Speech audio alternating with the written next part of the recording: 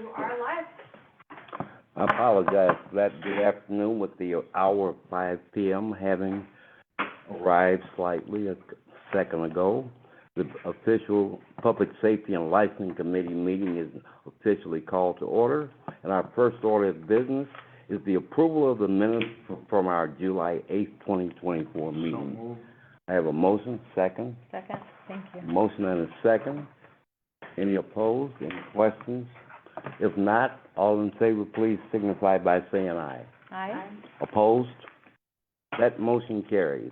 Our next item on this evening's agenda is item number 71124, subject communication sponsored by myself, Alder Pete, on behalf of the City Clerk's Office, submitting a new application for a Class B retail fermented malt beverage and intoxicating liquor license for La Hacienda, DBA La Hacienda Bar, which will be located, or is located, at 1455 Douglas Avenue. Elsa Herrero, agent, sorry if I mispronounced, 4th District, please come forward. Richard Spurling from La Hacienda Bar, ready to come. Okay, then the app, So right now we're on an item for La Hacienda, so, yep, we'll get to you. oh, okay, you're a little bit ahead of us. Yeah, Chair. The, I do not have the agent signed in yet, but I do have two other people, who have signed up to speak on the item. okay, but the applicant is not here. Okay, we will, move that down the agenda then. I'm happy to listen to the two people that are here with all due respect and, Yes. But only, okay, but the applicant would have to also be here before we can vote on it. not No, necessarily. you don't want to? Completely up to the district is here. I can speak to the people who are here, and then I believe the elder of the district is here as well. Okay, fine. Would the people who signed in to speak to this item please come forward? We have a Lynn for this item. Can you call them in order? It's going to be, excuse me, this one, and then this one are here for last one. Okay, I believe it's Lynn and Marshall? Mariah, okay, it's, yeah, okay. Okay, would Alder Mack please come up first? Thank you. Thank you. First I heard about this application was on Friday when I received, a general call that went out to the constituents affected by it. And, rather alarmed, talking to some of the constituents, we were under the understanding that it was going to be a restaurant. And then once I started to review the documents that were provided, no food will be provided at this time, yet they're calling themselves a bar and grill. Douglas Avenue has a saturation of places in that general vicinity that already serve alcohol. We do not need another bar in that area. Also, that location was never licensed as a bar for what I can remember. The last business in there was a thrift store, I believe, operated by Lutheran High School. So we're setting a precedent by taking a building that previously hadn't been a bar and then trying to create one there.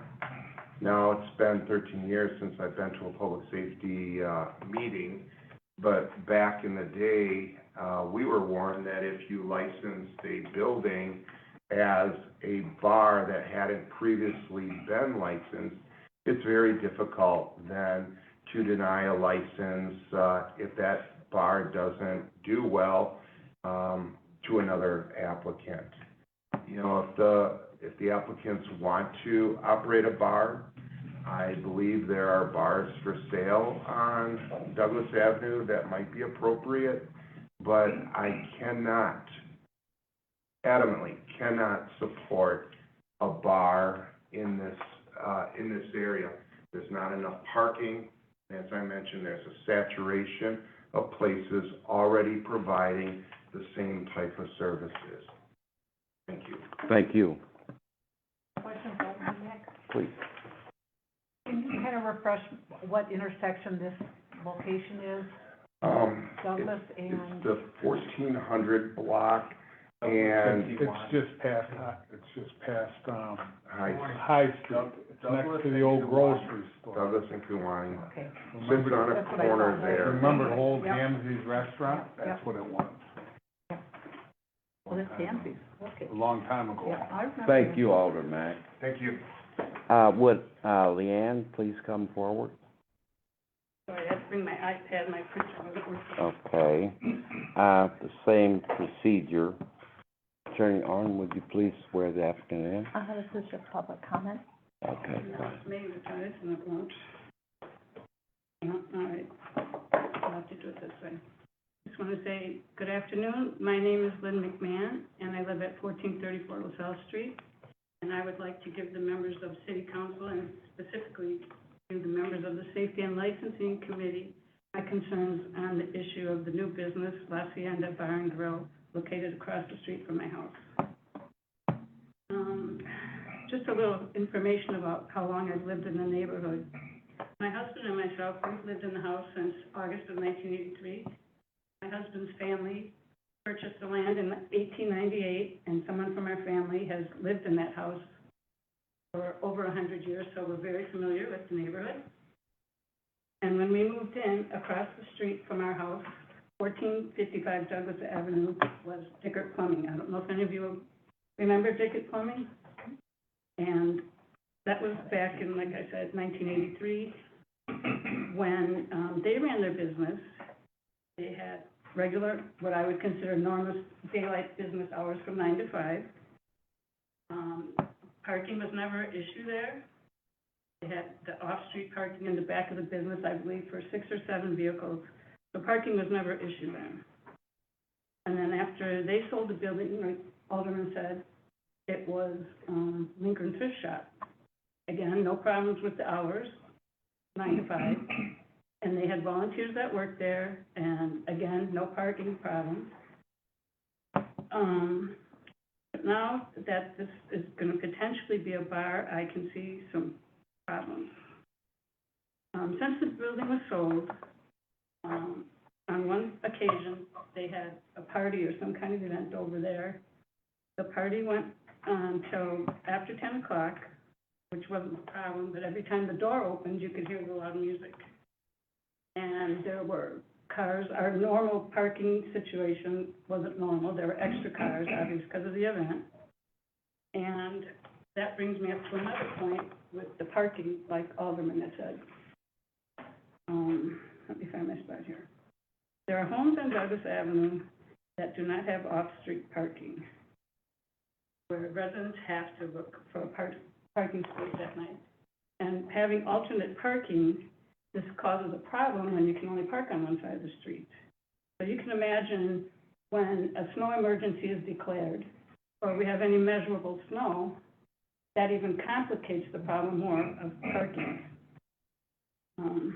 And it's just, it's happened to us before.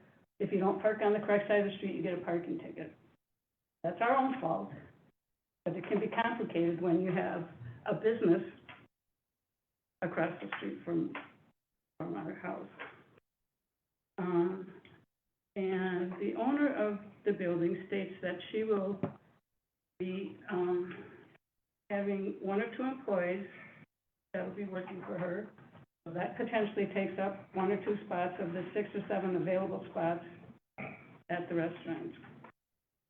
The police department also is concerned about this, being the lack of parking.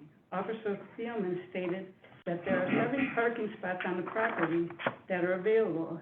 He is also concerned with the parking issue. Initially, she also wanted to have business hours from 4 p.m. to 11 p.m. and staying open until 2 a.m. on the weekends. She wants to amend this to being open 7 days a week from 11 a.m. to 2 a.m. And she said, and I'm saying if there's more than 6 or 7 people again, that's where the patron's gonna park. And there's such limited parking for this building, I don't know how that's gonna work. Like I said, especially in the winter time with the overnight parking, people have to go to bed, you can't stay up till 10 o'clock trying to move your car on the correct side of the street, or you're gonna get a ticket. My other concern is that, like Alderman said, this is a brand-new business across the street, which has very different hours and very different parking needs. We have had several new businesses open on Douglas Avenue in the neighborhood. We have attended meetings in the past for these new businesses, and we have had no objection to them being there. They do not have the hours that a bar does. They have normal business hours, what I would consider normal business hours.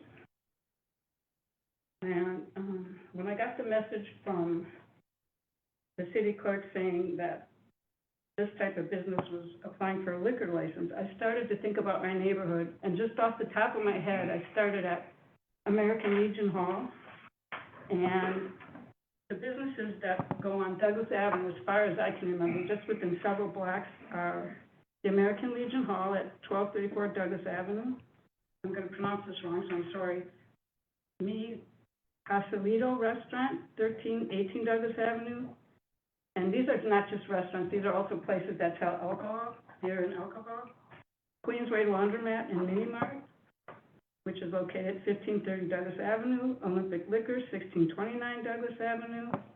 I think it's Sleepy's or Stumpy's Lounge, I'm sorry, I didn't see the name correctly, 1641 Douglas Avenue. Citgo Pump and Pantry, 1720 Douglas Avenue. Citgo Gas Station, 2110 Douglas Avenue. Walgreens, 1920 Douglas Avenue.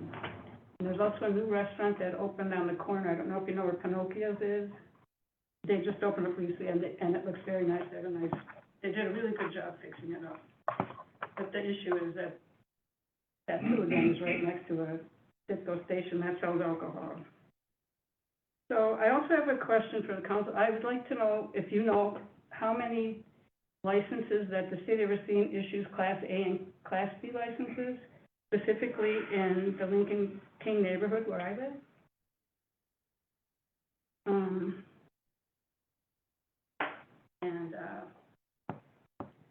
And I'm bringing the Lincoln King neighborhood up because the city has plans to revitalize this area. And this is only a small snippet from the portion of information that is on Build Up Racine, which states, the City of Racine and the Community Development Authority, the CDA, believes that everyone should have access to safe and healthy neighborhoods. I don't think I'm misspeaking when I say that alcohol can increase the potential for crime, and I also don't think that I'm misspeaking when I say businesses that are open for extended hours, meaning into the early hours of the morning, that this too will also create a potential for crime. I personally feel that another business of this type may prove me right. And then this happened on Sunday morning. I don't know if anyone heard or not, but during the early hours on Sunday, August 25th, at approximately 12:10 a.m., according to CBS 58, there was a shooting in the 1300 block of Douglas Avenue.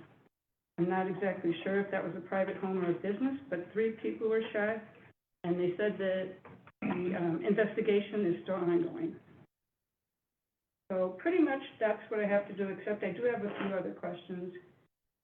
But they're really not relevant. I think I made my point here. I don't want to take up everyone's time. But I would just like to say that I would like you to please seriously consider everything that I said about this new type of business moving into 1455 Douglas Avenue, which is right across the street from my house.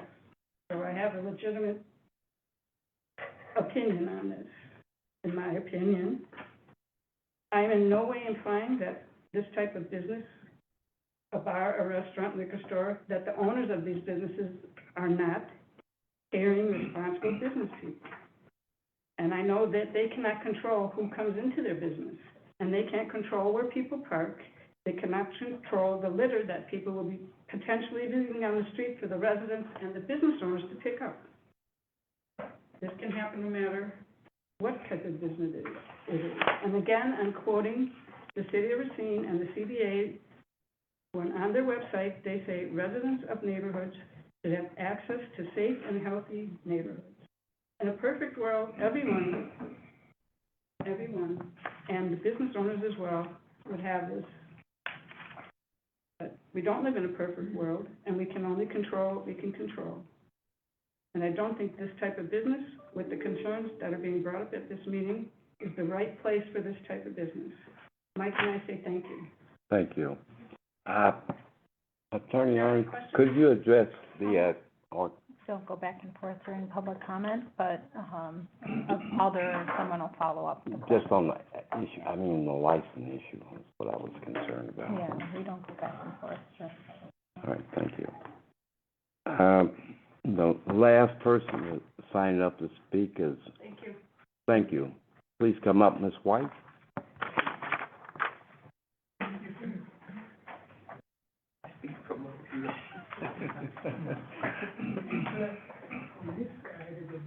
Thank God for a seat.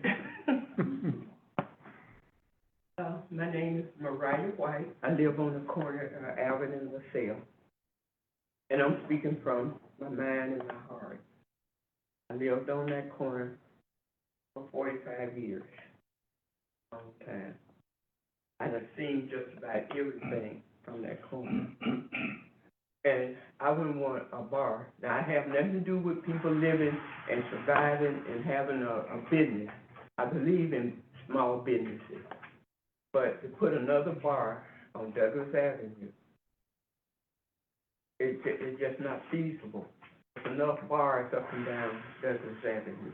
If you go from one end, from Hamilton, all the way down Douglas, a bar, a bar, bar, a bar. You know, put something else in there, you know.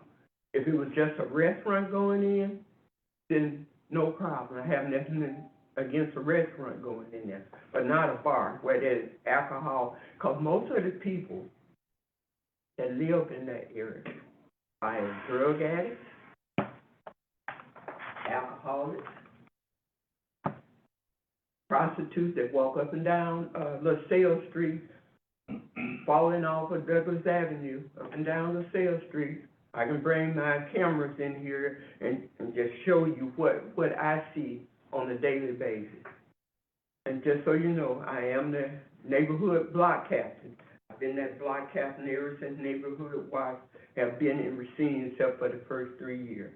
I've been with Neighborhood Watch. I've been with Racine Police Department. I have worked diligently when I say that. Unwaveringly, I have worked to make sure that my neighborhood, not just where I live, but the rest of that area, stay as clean as possible. A bar is not feasible. I appreciate your time. I appreciate you listening to me. There was a shooting, as Lynn had said, that's my neighbor. Sunday morning, 4 days. I can hear the gunfire. Okay, I hear that a lot in my neighborhood. I hear that a lot from Douglas Avenue. If you go to my house right now, on that corner of Albert and LaSalle Street, it's been a month ago, maybe a little bit less. It came off of Douglas Avenue. 4 cars were shot up in the 900 block Albert. I live in the 1000 block on that corner. You can see the bullet holes in my house, again, falling off of Douglas Avenue, bullet holes. And I told my son-in-law, he started to cover them up. I said, leave them there for a little while. I said, leave them there for a little while and let me reflect. This about, I don't know, I lost count after number 10 times. How many cars and people drunk coming off of Douglas Avenue the wrong way, ran into my house, because I'm on that corner. I don't want to see a bar when I walk to my door and look out my door and I'm looking dead at that used to be the thrift store and seeing this happening all over again. You know, it was bad enough when the Viking had to be closed down, same thing. When Double D's, just before this new place where they got it unchanged hand, I don't know how many times, I lost count of that too. Shootings and killings and muggings and some of everything. Enough is enough. And I would appreciate someone to listen. And I did call my alderman, I did talk to him. You know, I called people. I didn't go crying to the police department this time, and I didn't go crying to Susan at Neighborhood Watch. I said, this one, I was going to come and I was going to speak today. So someone, please hear me.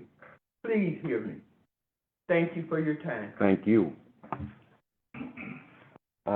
Since the applicant is still not here, we'll defer it to later in the meeting or to the end of the meeting and move forward.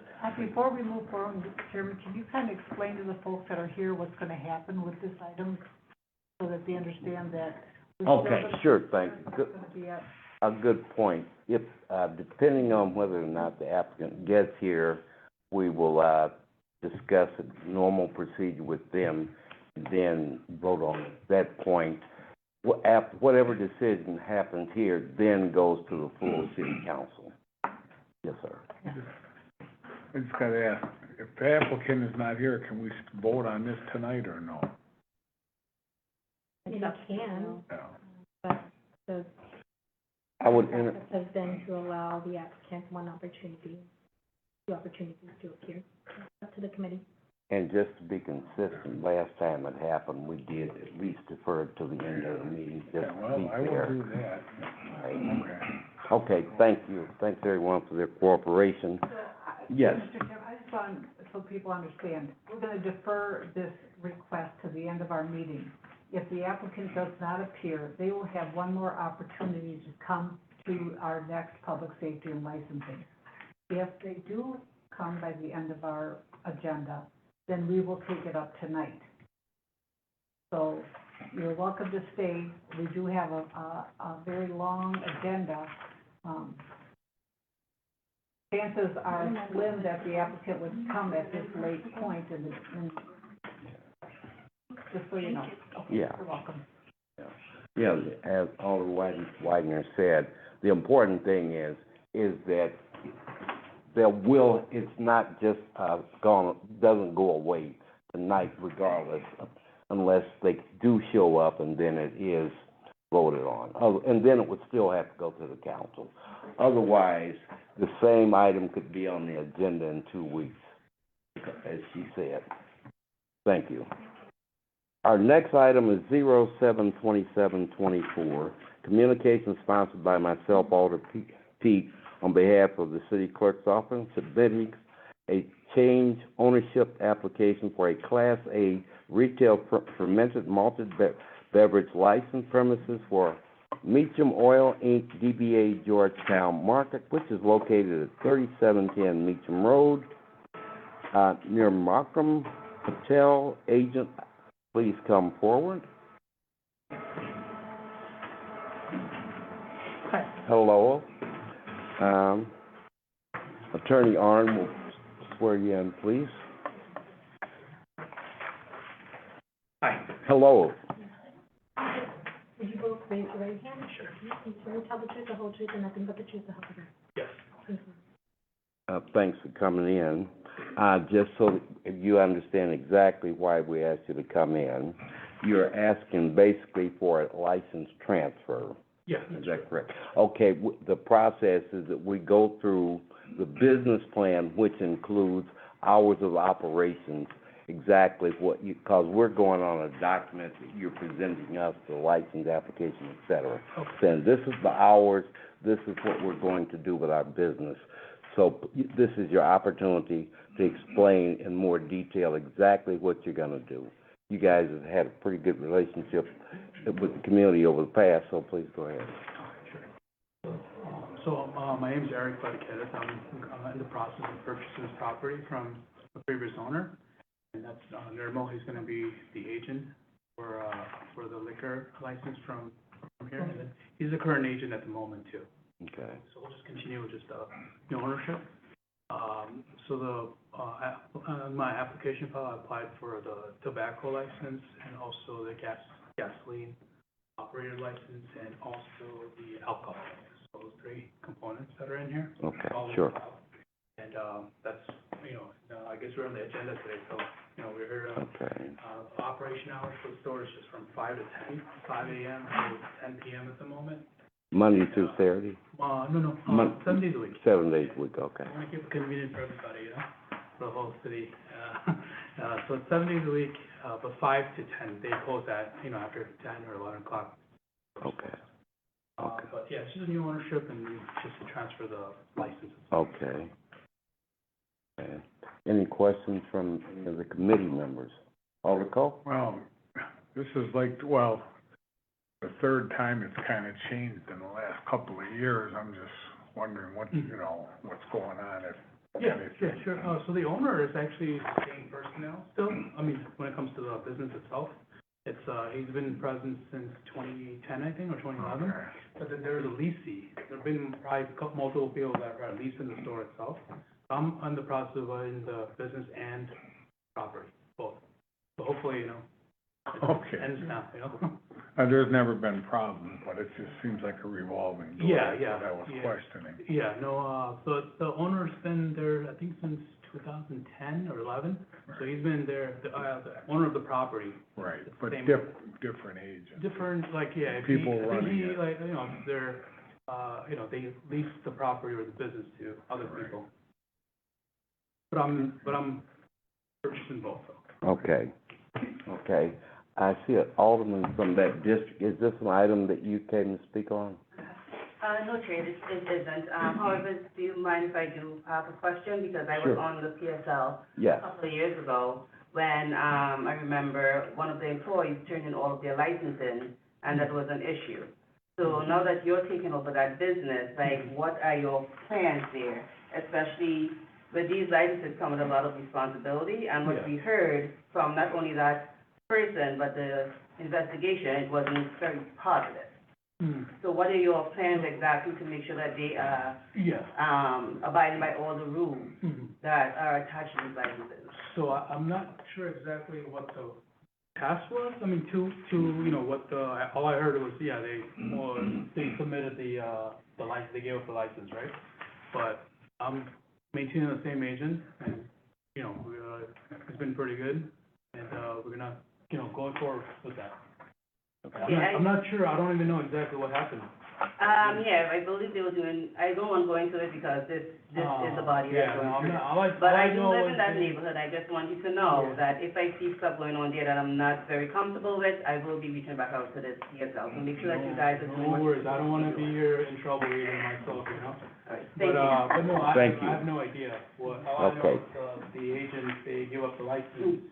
Yes. But that's all I know, She did. that's all, and then I know there's a present agent at the store, and we're gonna maintain the same agent. Okay, thank you, sir. All right, thank you. Are there any other questions? Yes. Kind of along the same lines, over the years, it was, now I don't frequent that side of town that often, but expressed not only by the alder, but I think I got word around that time that there was a degrading of the conditions in the store and around, I mentioned it, I think, when you were here prior. Just wanting that to be addressed, because that is a staple in that side of town, because there's not that much offered around there. So the community around that area truly does use it, and also those that are in transit. Yeah, to the highway. Yeah, absolutely. And so, I was really concerned, because once upon a time, when I lived in that area, you know, there was a certain standard of cleanliness and even, the lack of so much visual clutter, if you will. And, even though there's a lot of promotions and, marketing that maybe you feel obligated, you have to because of your vendors or things along that line, but it creates a certain aesthetic that actually can bring it down. I haven't been in there, so I can't really speak on whether it's improved or not from, the time in which I presented it the last time you were before us. And, you know, I'm not sure if the alder, you know, didn't address it beforehand, so I don't know if it's still a current concern or not. It seems pretty clean in there. Perfect, yeah. And I do, go there often for gas, so, and go into the store, so it seems clean. I just wanna make sure that there's not gonna be an issue. Sure. We don't need that in our neighborhood. So I take her word as, you know, I feel like The store was this. clean when I went there. You perfect, no, perfect. I mean, But like just, overall. right, no, Okay. I'm happy to But hear this that. was in the past though, right? Yep, Oh, okay. absolutely. Yeah, it was in the past, it was something I mentioned, it was current at the time that they, not you, you were here before us. And, so just to make sure that there's a lot of people who are invested in that space, as it is their community, right? So there's a certain standard that they wanna uphold. So not necessarily for you to wear, the burdens of the past, but just so it's something you understand, so you can always be on top of, especially as you're trying to prove yourself, to be an asset for that community. Yeah. Any other questions from the committee? Seeing none, at this time, a motion would be in order. Move to approve? Is there a second? Second. Have a motion and a second. Any further discussion? Seeing none, all those in favor, please say aye. Aye. Opposed? Motion carries. Good luck, sir. Thank you very much. Thank you. So it's the council next week, and then you can Yes. get your licenses. Okay, In perfect. case Thank we you. forget to mention it for other applicants, after anything, decisions leave this particular body, it goes to the full council. So this is not the final, I guess you could say, stamp of approval, or just whatever. Okay. Thank you. Thank you very Thank you. Good luck, guys. much. Thank you. Next item is 065824, subject communication sponsored by myself, Alder Pete, on behalf of the city clerk's office, submitting an application for a change of agent with a Class B fermented malt beverage and intoxicating liquor license for La Sequenta LLC DBA La Sequenta, which is located at 2005 Taylor Avenue, with Richard Sprawlin, agent, 11th District. Please come forward. Thank you. I'm here on behalf of Ray. Okay, just a second. The attorney would swear you in, please. Raise your right hand. You swear to tell the truth, the whole truth, and nothing but the truth. Yes, I do. Okay, sir, thank you. Are you the agent, by the way, the person who's requesting? Yes, I'm the person who's requesting. I had, 2 prior DUIs. One was my first one. My second one was a DUI that I had. These were both about 9 years ago. My second one, I didn't realize that after you get your first DUI, it dropped down to a 0.2, and I had 1 beer and 2 shots in me, and I got pulled over. So I didn't realize that. That's what happened there. What I'm applying for now is the bartender's license, because he needs a silent partner over at Ray's place. He does hold parties. I do help him out a lot over there. And he said to be on the same side, he'd like to see if he could get me to keep my license. That's what he wants to do. He wrote a letter over there, that he went over there too.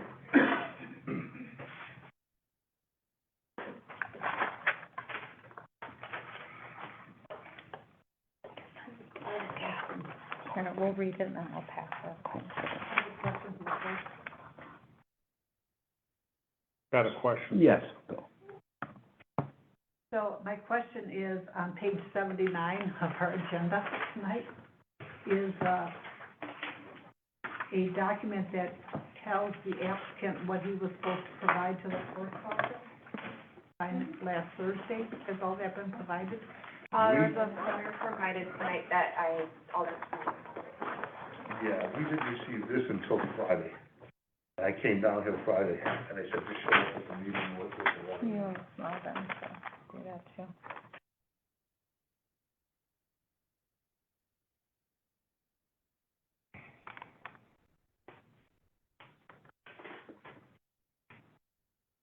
Can Attorney New be addressed? Yes. So, just to clarify for the committee, this is a change of agent, and he is specifically before you for that change of, agent, but he's also before you because he made a false statement in the license application. So on the license application, he was asked, have you ever been convicted of any offenses? He checked no.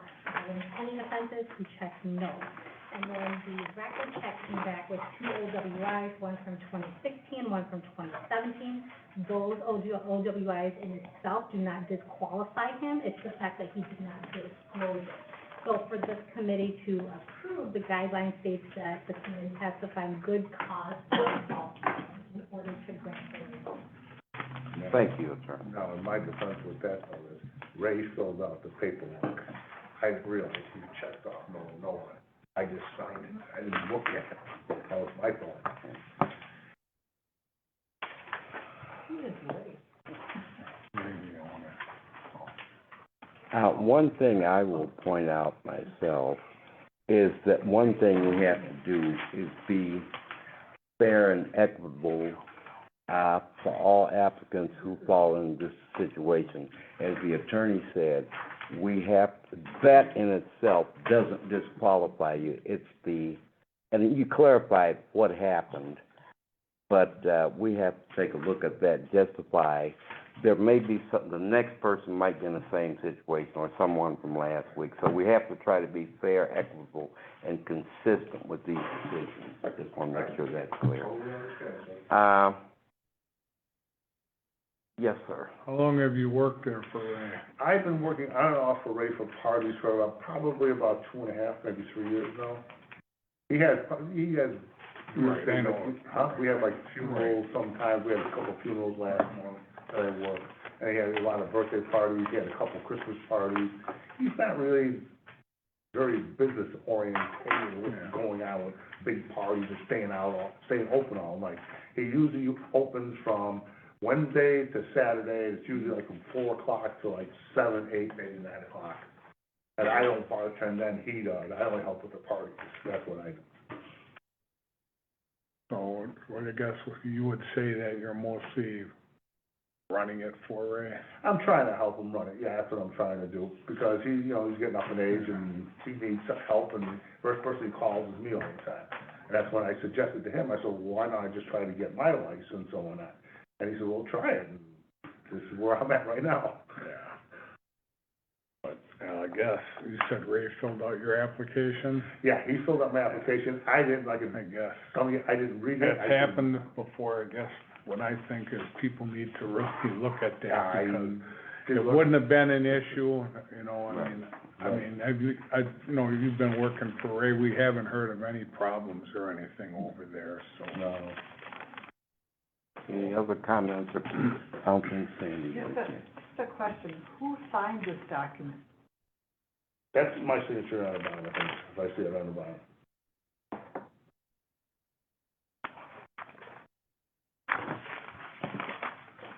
So, they filled it out and said you signed it? Can I take a look at that here, to make sure I can't see something different?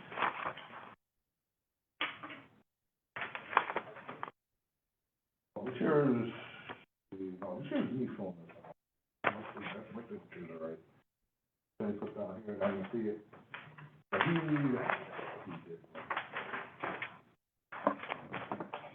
He checked off the back.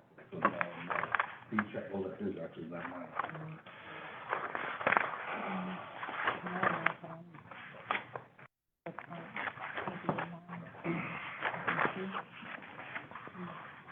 Any other comments, questions from the committee?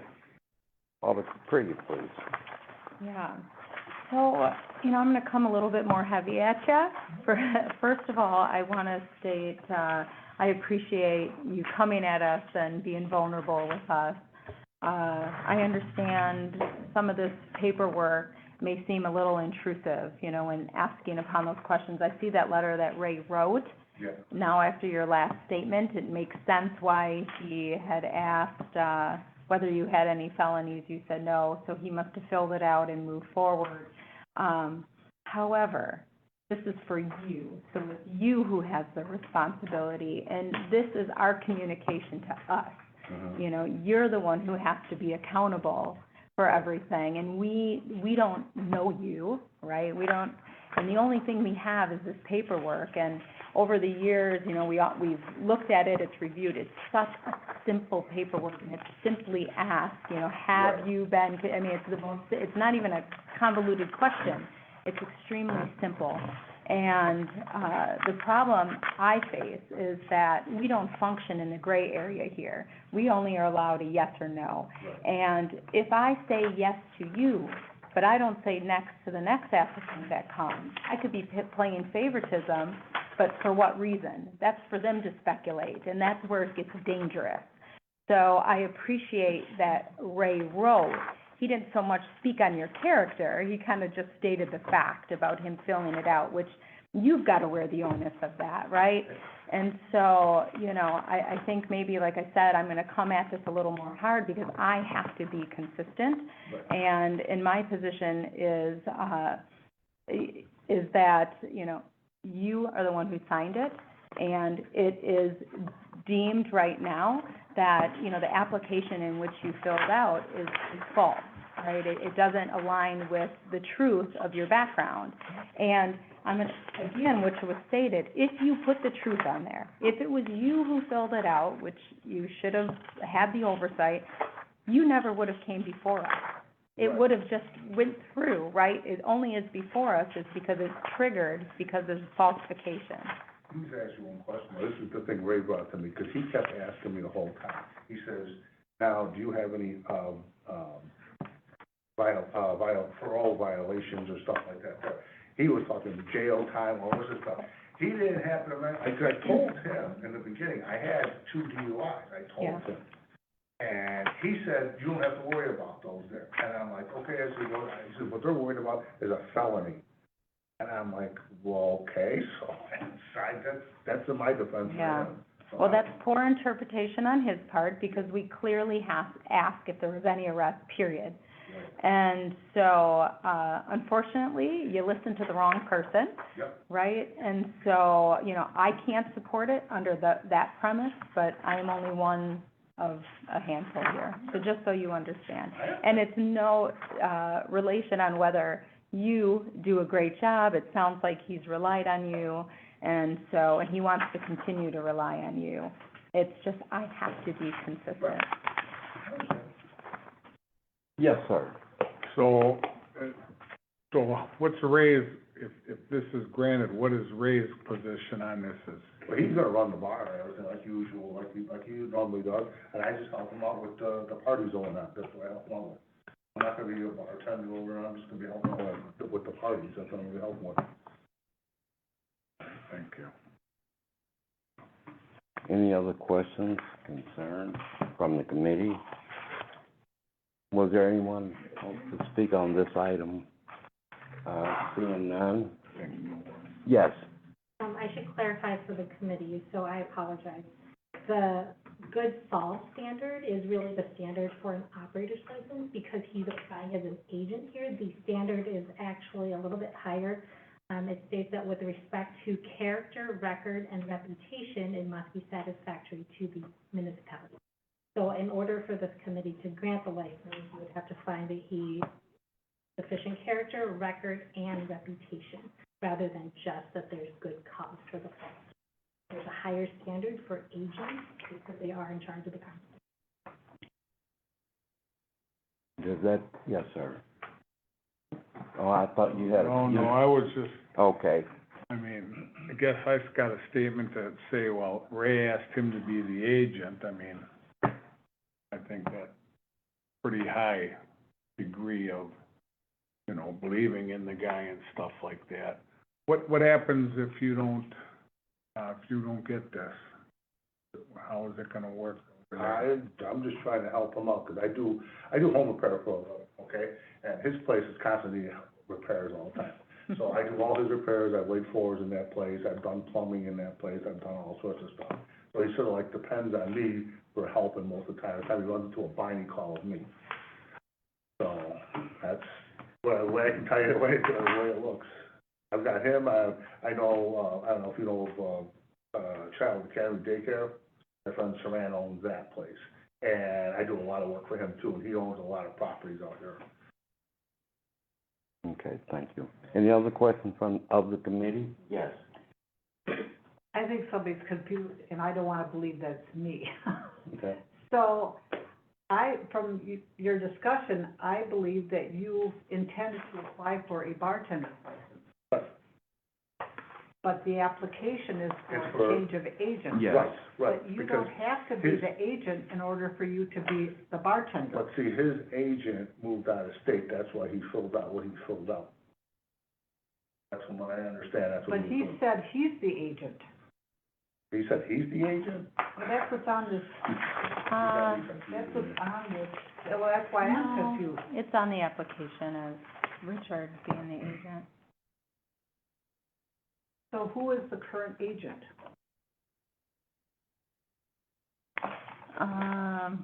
Let's see if it tells you.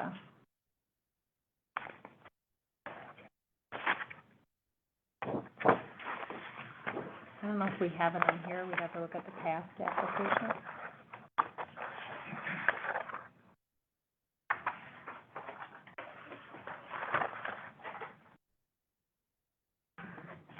I'm assuming that other guy that you spoke of was probably on the last agent application, I don't know if it's in file. That guy there, he's one, I think he moved it for, he came down here to sign paperwork at the same time. Okay. We don't have that information.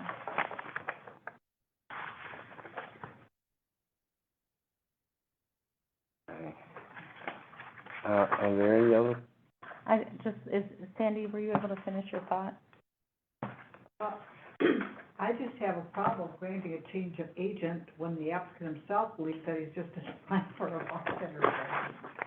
Well, And I guess I wanna know who the actual agent is, and if it's not Ramon Vidales, as it states on this questionnaire, then who is it?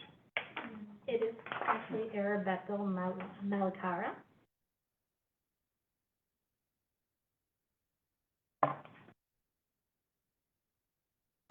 That's the name of it. Well, I'm not of a mind to approve a change of agent, based on the information that's provided.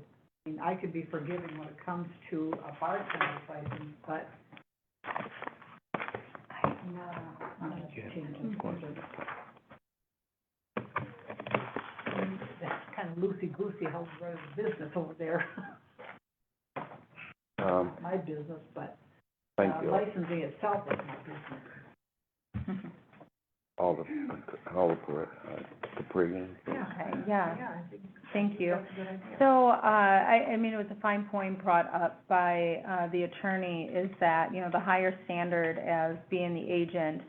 So the part, when you have those higher standards, it's then we have to look at your character. Are you able to, be in those high details and to yield that responsibility, right? If you can't overlook the thing you're signing, it makes us then question the rest, right? So, I mean, there is something to be said, like Alder Coe said, is that the owner has put trust in you, so he sees something in you.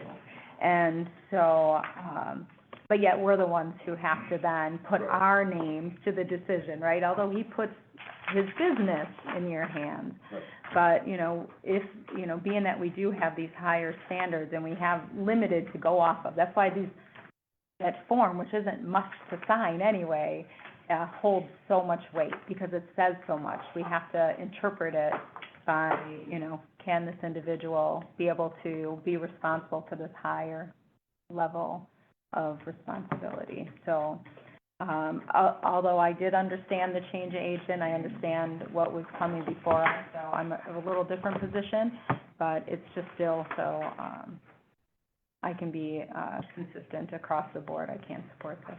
Thank you, Alder Cole. I want to ask a question, of new, because there's so much different confusion in this whole mess. Is it possible for him to withdraw his application and then these people get their paperwork worked out and do something else? So for a change of agent, if you find that he is unacceptable as an agent, this committee could just deny the application. Obviously, the existing agent, if they are moving out of state, cannot serve as the agent, and you have to have a valid agent. So if the site license application gets denied, the owner would have to apply as soon as possible to find a new agent and to apply for a change of agent, because the existing license no longer The other serves. guy's already gone. Yeah. He's already gone. Then, so they need an agent as soon as possible. So, if the committee denies this application, it doesn't prevent them from reapplying, because it's just a change of agent, it's not a new application. They can always just apply, put someone else Right, on. but he could not apply for a year, am I correct in that? No, because this is just a change of agent, there is no prohibition against reapplying for anything else. You're just rejecting him as the agent for this specific bar. So the bar would have to name a new agent and come before this committee. Okay, if there are no other questions, I would ask for a motion at this time. Motion to deny. I have a motion, is there a second? Second. I have a motion and a second, any other questions? Concerns? If he withdraws his application as the agent, he cannot reapply. He can reapply at any time, it's just change agent. So if he withdraws or the committee denies, it has the same effect. It doesn't prevent him from doing anything again. Okay. Well, then another question, could he apply for a bartender's license? You can always apply for a bar. Okay. No other questions? All those in favor, please signify by saying aye. Aye. Motion carries. Sorry, sir. Thank you. So you could let the bar owner know that you have to name a new agent as soon as possible, otherwise the license becomes invalid. No problem. Okay, our next item is 041324, communication sponsored by Alder Pete on behalf of the city clerk's office, submitting a new application for a public dance hall for Capiana LLC DBA Marco's Bar, which is located at 3001 Douglas Avenue in Racine, 53402, Sabana, Lavic, Agent, 7th District. Recommendation of the Public Safety and Licensing Committee on May 13th, 5/28, 2024, and 7/8/24, that the application be deferred. Yes, So I have spoken to the applicant today. They are withdrawing this application this time. thank you very much. File. Second. All those in favor, please signify by saying aye. Aye. Our next item is 054-24, communication sponsored by myself on behalf of the city clerk's office, submitting a new application for a massage establishment license, Moon Massage Inc., DBA Puma Spa, located at 906 State Street, Yao, owner, 1st District. Recommendation of the Public Safety and Licensing Committee on July 8th, that the application be deferred. Is the applicant here at this time? So I didn't sign in. Okay, just a second, please. Order here. First of all, could the applicant please come forward? Okay. And, well, first of all, the attorney will swear you in. We actually don't need to swear in. Okay, then, thank you, sorry. So she may need a translator for some of this, what he was here for. Scoot a chair up by her if you like. And In case somebody has a question for her.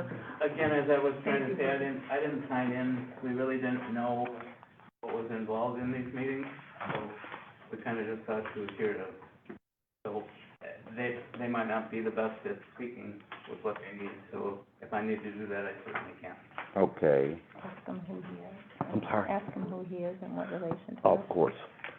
Could you please explain who you are and what role, how you're helping?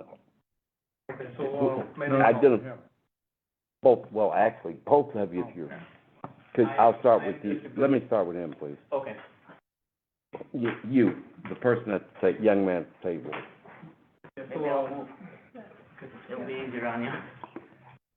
You want You want to start with you. me? Okay. So my name's Chi, and she's my aunt. So I'm trying to like help her to understand. More of a translator? Yeah. Okay, and you, sir? My name is Kevin Stanton, and I'm a good friend of hers and her family. Okay.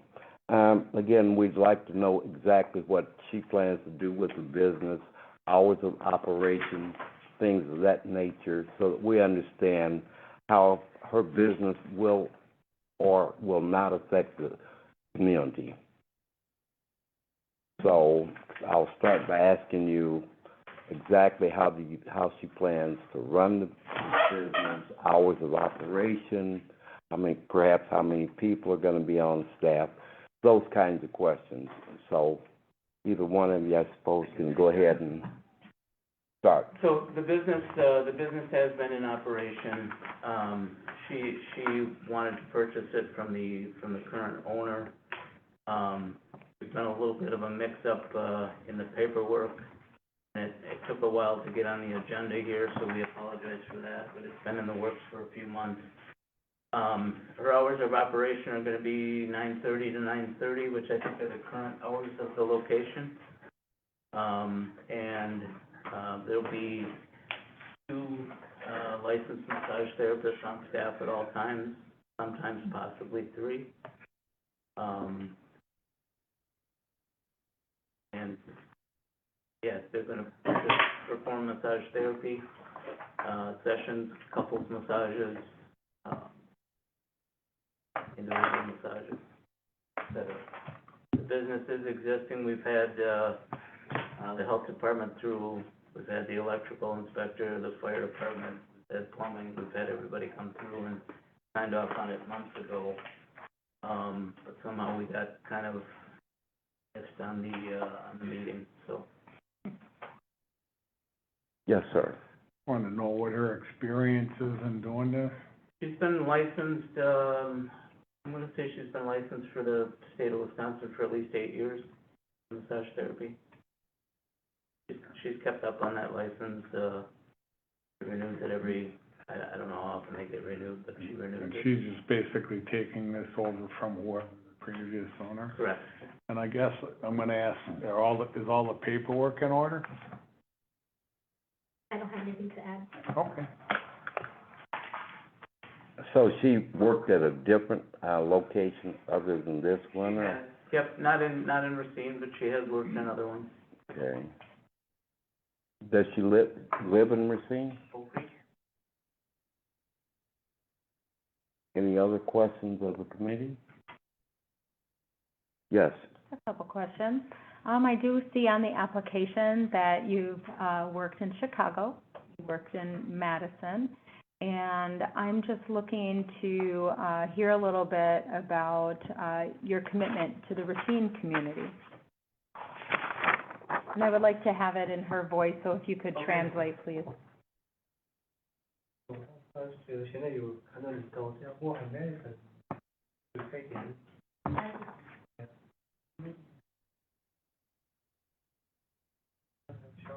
No, she worked there though.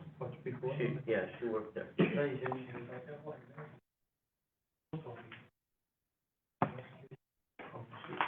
asking how she's going to stay in the community and run the business in the community rather than, she said she worked in Chicago at some point, Madison. And it might be a little hard to translate that, but I can certainly answer it. I would like to know, why Racine? Why Racine? And, your background in working in massage establishments have been in big communities, Madison, Chicago. I would love to see, her commitment here, and then also what she's gonna bring, because it looks like she has some years of experience from what I'm seeing on this application. So, did she state she did not work in Madison? No, she stated she didn't own a store in Madison. Oh, no, but she worked in a massage establishment. So Yep. I'm sure she's garnered a lot of ideas and things to bring forward. As looking through this was a massage establishment on State Street. Still is, Which, yep. yep, and that is a part of town that really needs some nurturing and commitment, and it's not one that often booms by itself. So I would love to hear what that commitment is, as, we're looking to nourish and put a care and commitment in that part of town, right? So that's the premise of my question. And is there any words she would like to share? So I really would like to, get her voice on her commitment on running a massage establishment, so maybe that's easier asked that way.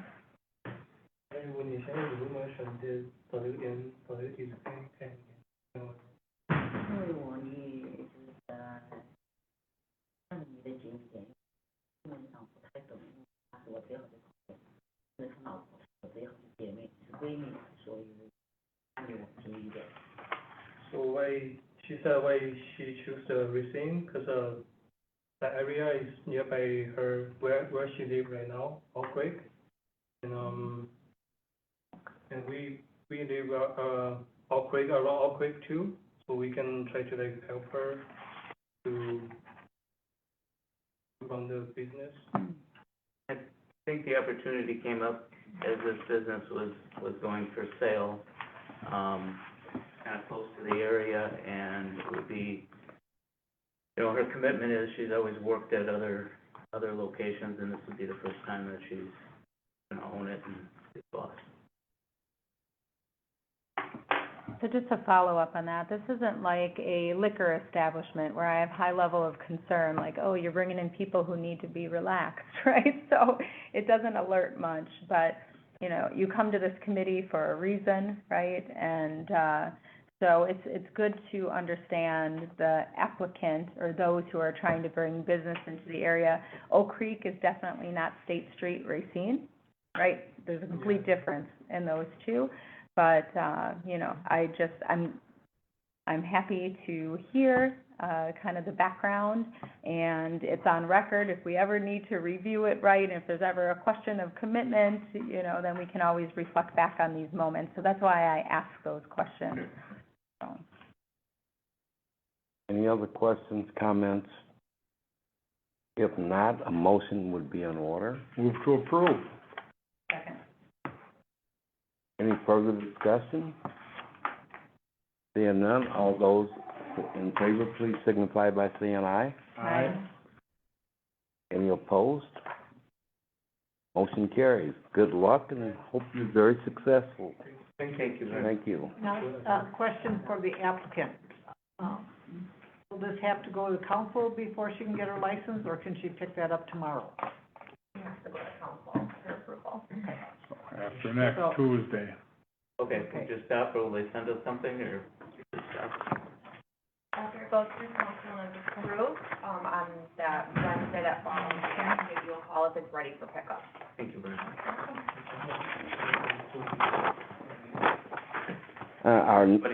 Thank you. Our next item is 065524, communication sponsored by myself, Alder Pease, on behalf of the city clerk's office, requesting the appearance of Sean Rice for a new operator's license, 11th District. If the applicant is here, would he please come forward? Again, is Sean Rice here? I'm gonna ask two more times, is applicant Sean Rice in the room? Is applicant Sean Rice in the room? Move to defer. Any discussion? All those in favor, please signify by saying aye. Aye. Motion carries. Defer till next meeting, correct? Yes. Yes. Next item is 065724, communication sponsored by myself, Samuel Pete, on behalf of the city clerk's office, requesting the appearance of Jacqueline Lynch for a new operator's license, 15th District. Is Jacqueline Lynch here? Thank you. Please come forward. Attorney Arn will swear you in.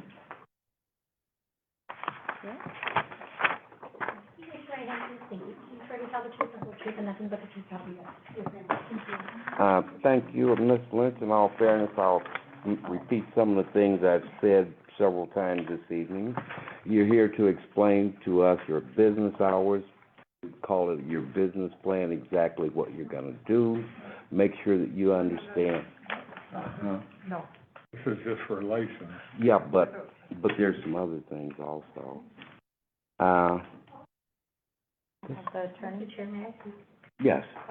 So, Ms. Lynch is here on an operator's license application, and she is before you because several reasons.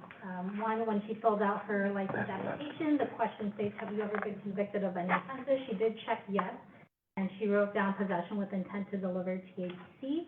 When the record check came back, it looks like it came back with a few other convictions: 2019 retail theft, 2020 operating firearm while intoxicated, 2020 resisting obstructing officer, and then 2021 maintaining drug trafficking place.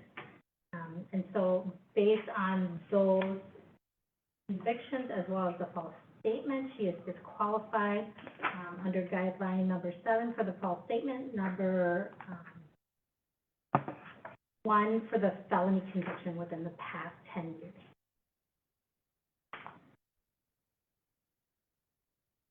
Felony conviction? That's the maintaining a drug trafficking case in 2021. So can we get an explanation from the applicant and consider that when making a determination about granting or denying her a bartender's license? Yes, we can. So the standard and the policy guidelines state for the false statement that there must be good cause for the false statement, and then for the actual conviction, the applicant is required to submit documentation of rehabilitation. So if the committee finds that she has been sufficiently rehabilitated, it may grant the license. I have a question for you. Yes. So there are two things that you need to explain to us. But before you do that, where is it you intend to work? I'm currently employed at Taco I've been there for 3 years, and I got a promotion that I would have to have my bartending license for. Okay, and then the reason why you did not list those 3 items that I don't want to go into here publicly, why did you not list those? When I came up here, I came right before work, I was kind of on a time crunch, it was kind of pulling on me, and I just, couldn't remember exactly what my charges were on my record, considering it was a while ago, and I just didn't really remember exactly what my charges were. I mean, I knew what they were, I just didn't know word for word what they were. And then we did get a letter from the general manager of Taco Grill. Congratulations on your promotion. You've worked there for over 3 years. I don't have any other questions. Does anyone else have any? Yes.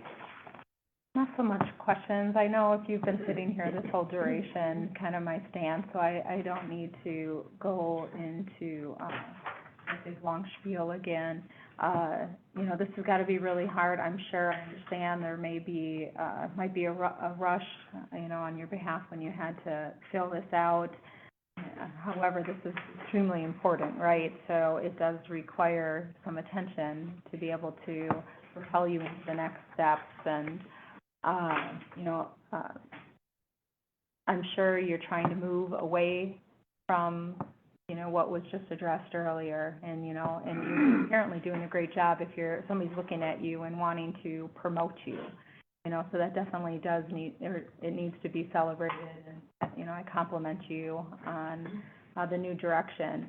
You know, we're faced with a ugly position, right? Because as you're trying to go this way, and yet you're before us to question you. Now we're bringing you backwards. So I apologize for this ugly nature of how these things have to work here. You know, government isn't the softest thing, so I apologize for that. You know, unfortunately, we're missing a lot of information here. And, you know, if we were to have had it, I could look at you differently, right? And I could look at this application differently. But, again, just for consistency's sake, I can't be in support of it because it's considered falsifying a document.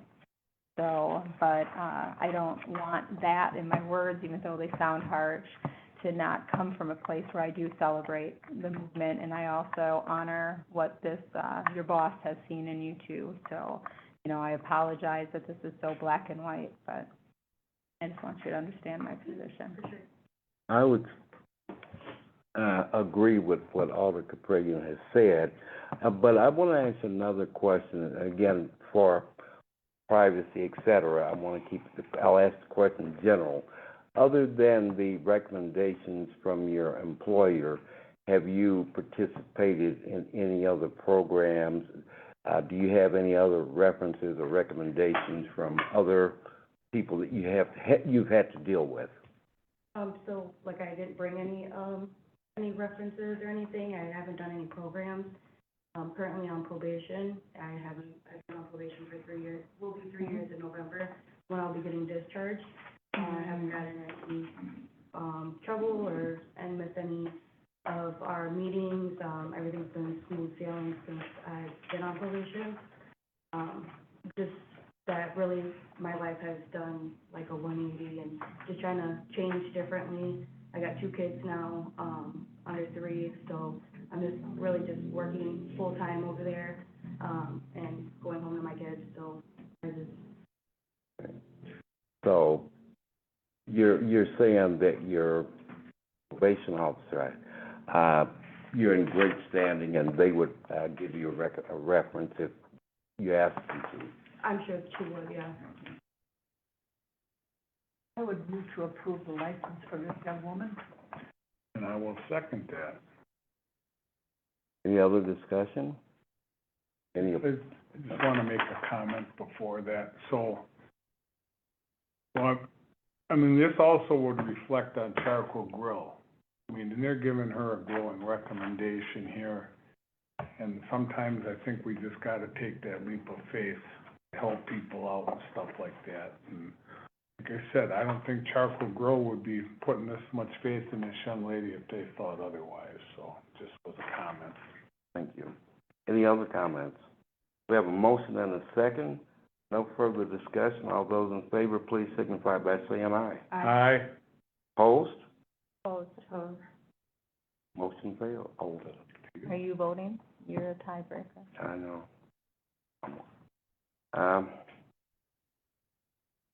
Approved. Good luck. We don't want to see you back here Oh, I ever won't. again. So, how do I go about getting my license? You Uh, just mail it now? I'll let the clerk's office. Tomorrow afternoon, I can print it for you and give you a call. Okay. And you come pick it up. Okay, thank you so Yeah, much. you're welcome. Thank you. Good luck. Thank you.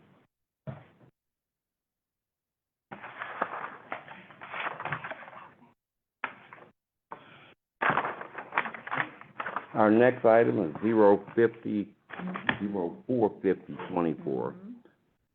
Oh, we've exhausted the public.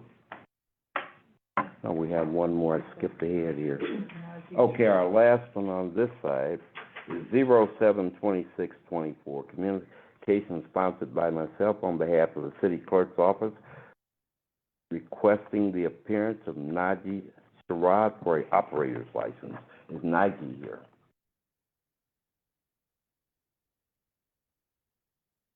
I'll ask 3 times, is Naji Sherrod here? Last time, is Naji Sherrod here? Move to defer till the next meeting. Second. Any opposed? If not, motion carries. Mr. Chairman, Yes, ma'am. I'd like to go back to the item that we deferred to the end of the agenda. Thank you. You're one step ahead of me. Go ahead. I would move to defer item number 07, 24. I have a motion. Second. Opposed? In favor? Not? All those in favor, please say aye. Aye. Motion carries. So can I explain to the folks that are here? Yes. This applicant will get another invite letter to come in at our next PSL meeting, because that's kind of the protocol that we've chosen to take. You're welcome to come back again, so you have to sit here during this whole ordinance discussion that's about to take place. This exhausts our agenda for applicants. We have another item on the agenda, but I'm going to let the sponsor of the item, we'll take a 5-minute break till the sponsor is back. Got that one? Which one? Oh, I was gonna do that. Okay. Well, Up to you. that doesn't, you know. No. I took it. The next item on the agenda is regarding changing the That's what. Well,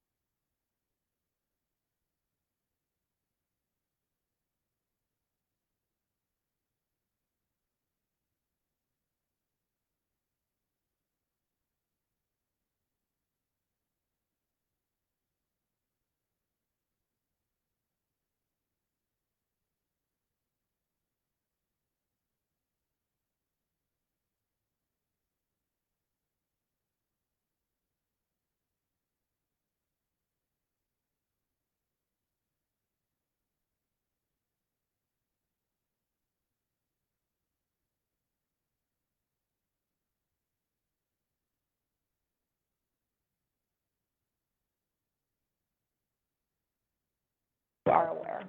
You ready? The little one is a handful. The little one, he's just everywhere. We spend all day chasing his pictures repeatedly. Is this paused? Are we paused? Yes, we worked, just started back. Okay. Okay, we're back in session. Thanks, everyone. Sandy will be back in a minute. Okay. My husband, you know what? That's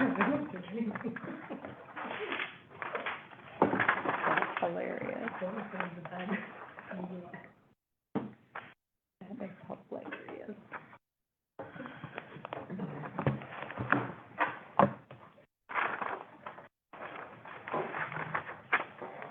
Are we back in session? We're waiting on, Oh, I'm sorry. Long day.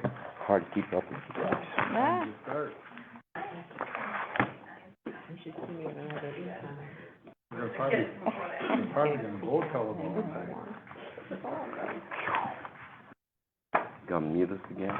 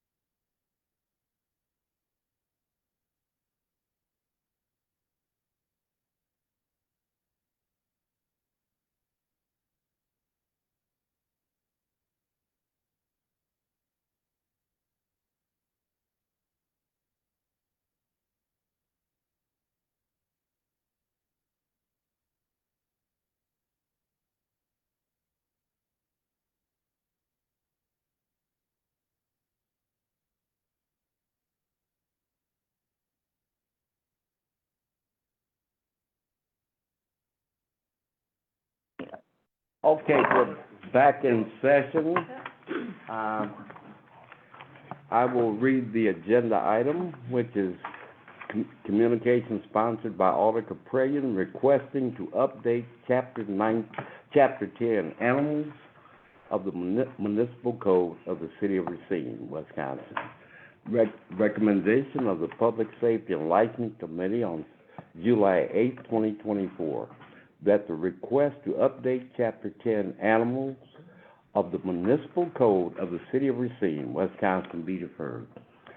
I believe that was January 8th, not July.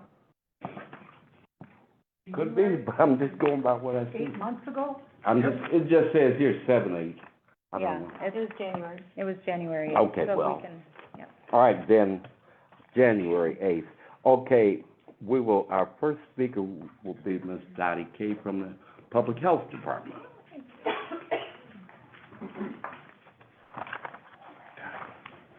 Good afternoon, and thank you for this opportunity. So in attendance this afternoon, we've got Justin McCarty, Deputy Chief of the Police Department. We've got Matt is the Vice President of Operations for the Wisconsin Main Society. We've got Cody Pierce, who works for the Public Health Department as the Community Health Director, as well as the epidemiologist. And we got Sadie Schultz, and Sadie is the Interim Environmental Health Director. So between all of us here, we're delighted and happy to answer any questions. We're going to start with Cody first. Cody has a presentation to talk about, situations and experiences since 2016, when the ordinance was first adopted.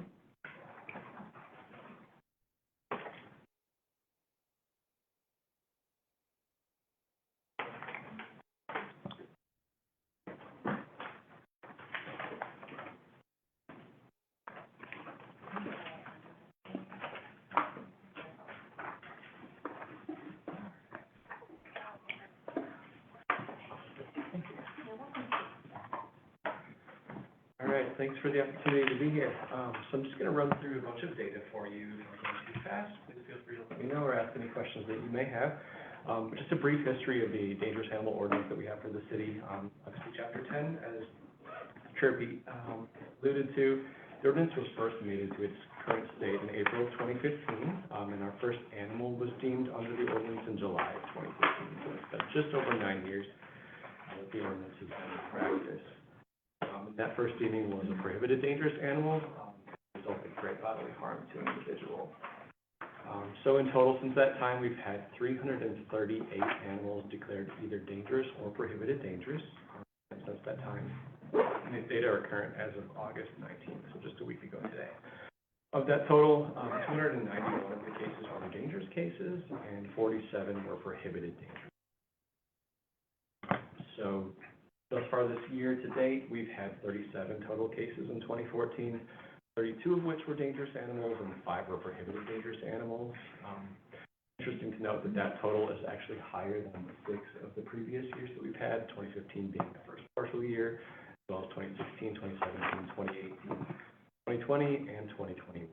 So we've already seen more animals for the past years. That's with over 400 in a year. So in terms of animals, as you might expect, the vast majority of cases that are deemed dangerous or prohibited dangerous are dogs, about over 99% of them actually. Only 3 cats have been deemed since the ordinance was put into place, 1 each in 2019, 2022, and 2023, and cats have been dangerous. Looking at our cases year by year, and when I talk cases, generally, unless I specify, it's going to be both. But you can see that annually our totals have generally increased. The first couple of years of the pandemic, a little bit lower, activity was a little bit different those years. But you can see that last year, 2023, we had significantly more animals deemed dangerous or prohibited dangerous than we have in any of our past years, with a total of 66 animals declared. I don't mean to interrupt, but Yeah. could you define the difference between prohibited and dangerous? Yes, excellent question. Sorry about that. So under the ordinance, there are 2 different definitions, and I believe you have, or were given a copy of the ordinance. So it specifies that probably in better detail than I could, but a dangerous animal would in general be one that bites a person or another animal unprovoked. It can also be deemed dangerous due to being at large and acting in a menacing manner, so if it was running around chasing the mailman, for instance. But generally, these actions have to be unprovoked, and then to be deemed prohibited dangerous, that can happen if it's an animal that's deemed dangerous and then has a second offending incident, or if it's an incident, and I'll talk a little bit more about this later, or if it's an incident that was of a more severe nature. If it kills a domestic animal, or if it causes severe bodily harm or death to a human, that would probably rise to the level of prohibited dangerous. It's basically a death sentence, is what the prohibited dangerous is. Does that make sense? It did, and I just wanted that definition to be on the record, saying Sure. this is being videoed. Sure. Yeah, and the difference between bodily harm and a great bodily harm.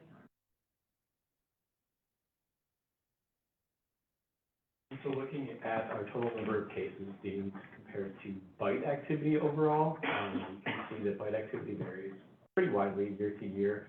But in general, again, as we saw on the last slide, that the number of cases or the deemed animals has gone up generally year after year. Last year, with more than half of reported bites to us being deemed, and this year, more than half.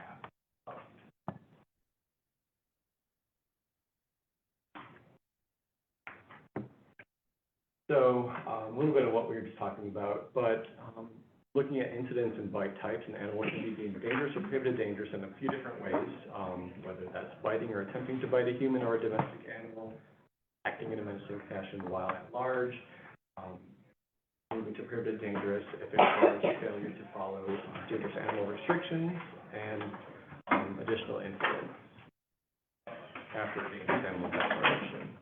And we look at these incidents in 4 different ways. So in terms of whether an animal was bitten, a human was bitten, both, or neither. And that would be a situation where somebody, an owner, was not following the restrictions and their animal were to be prohibited dangerous, or if an animal was deemed due to menacing actions or something of that nature. So the same data we've been looking at, but broken down by those 4 different categories I just mentioned, you can see that most of our bites involve humans being bitten, which would be a large category, or instances where both a human and an animal was the same occurrence. And that's there. You can see that those account for 50% or more of any given year's bite activity.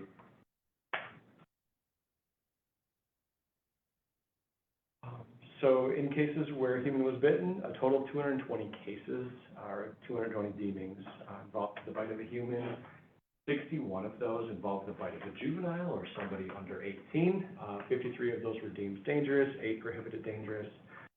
Of the cases where a juvenile was bitten, 32 of those homeowners or residents had a juvenile in their home. 28 of those cases were dangerous and 4 were prohibited dangerous. Just note that this category does not necessarily imply that the juvenile that was bitten is the same juvenile or juveniles that live in the home. And when looking at all of the cases where a juvenile and or adult were bitten, we have 75 of those, 70 dangerous, 5 prohibited dangerous, that have a juvenile in the home.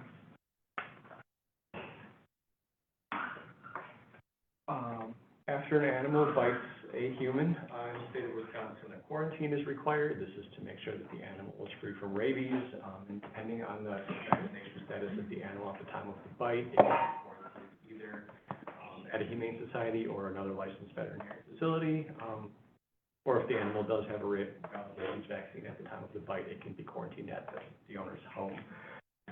So most of our bites are quarantined at the Humane Society. In fact, over about 2/3 of them are quarantined at the Humane Society.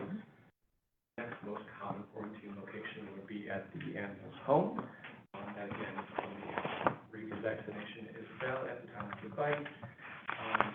And that is so that not all of the eligible animals do actually complete their quarantine at home, and that can be due to other factors.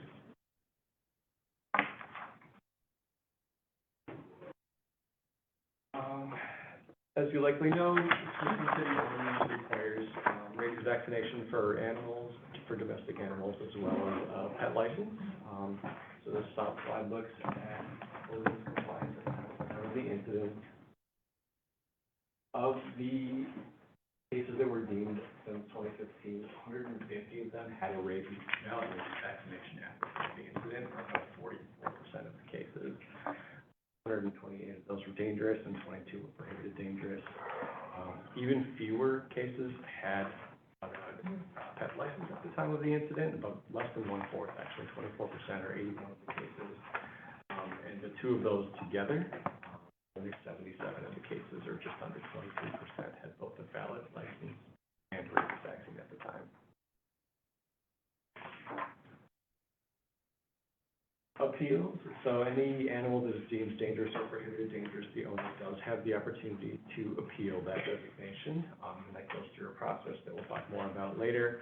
But of the 338 that have been deemed since the ordinance was started, 150 of them have been appealed, at about 44.5%. 188 of the cases have not. And of those appealed cases, 131 of them were dangerous cases, 19 were prohibited dangerous. Appeals are either granted or not. And of the 150 appeals, 63 were granted, so about 42%, and 87 were denied. Those are denied. So in total, of the 338 cases since 2015, nearly 1 in 5, so about 18.6% are overturned when they get to appeal. if they get to appeal.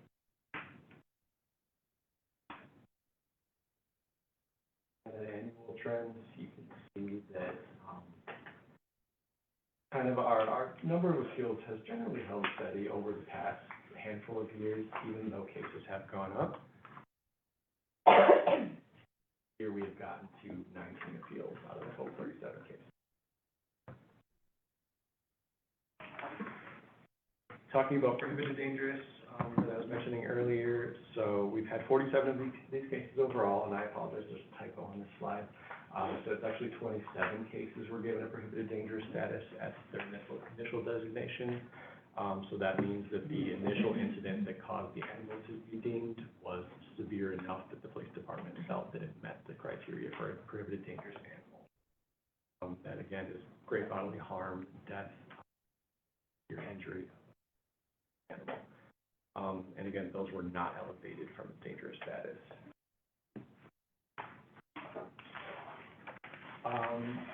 However, we also do have a good number of animals that reoffend, so have a second or further incident, and that would also get them to a prohibited dangerous status.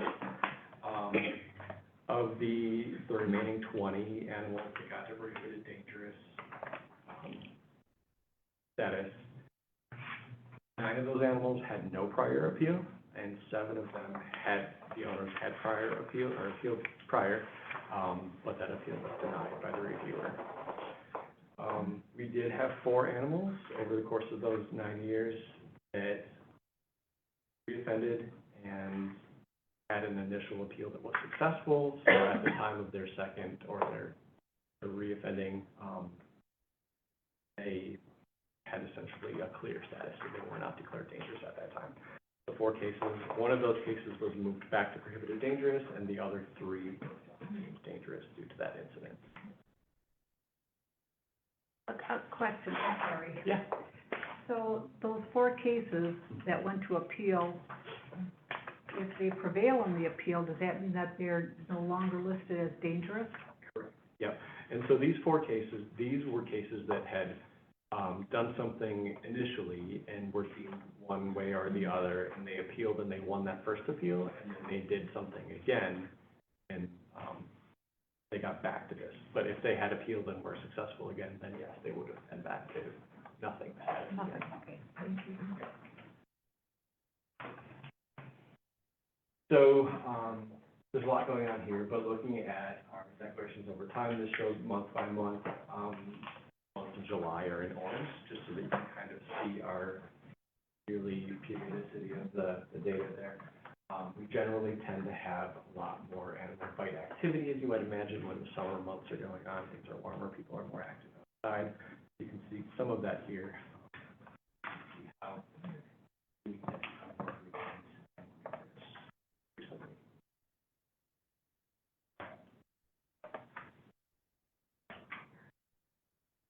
So, obviously, we've been talking all about this. Injuries to humans, some of these are pretty severe. We do have photos that we've been asked to include. Some of these are fairly graphic, so you may not want to look if you choose not to. But these photos... Did blur them out for Okay. Facebook, so All right. printed version in front of you has. Yeah, so you have the photos there. But the first slide that you have there in front of you, these are bitten here in the city. The next one shows injuries to an adult. Those are all of the same person. Next is a leg of a person I believe was a delivery driver working that was attacked by a large dog.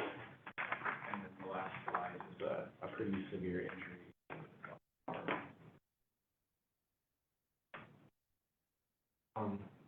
So we do have neighboring municipalities. A lot of our neighbors have similar ordinances, some of which were used as a basis for this ordinance, but some of those include Mount Pleasant, Caledonia, Sturgeon, as well as the city of Milwaukee.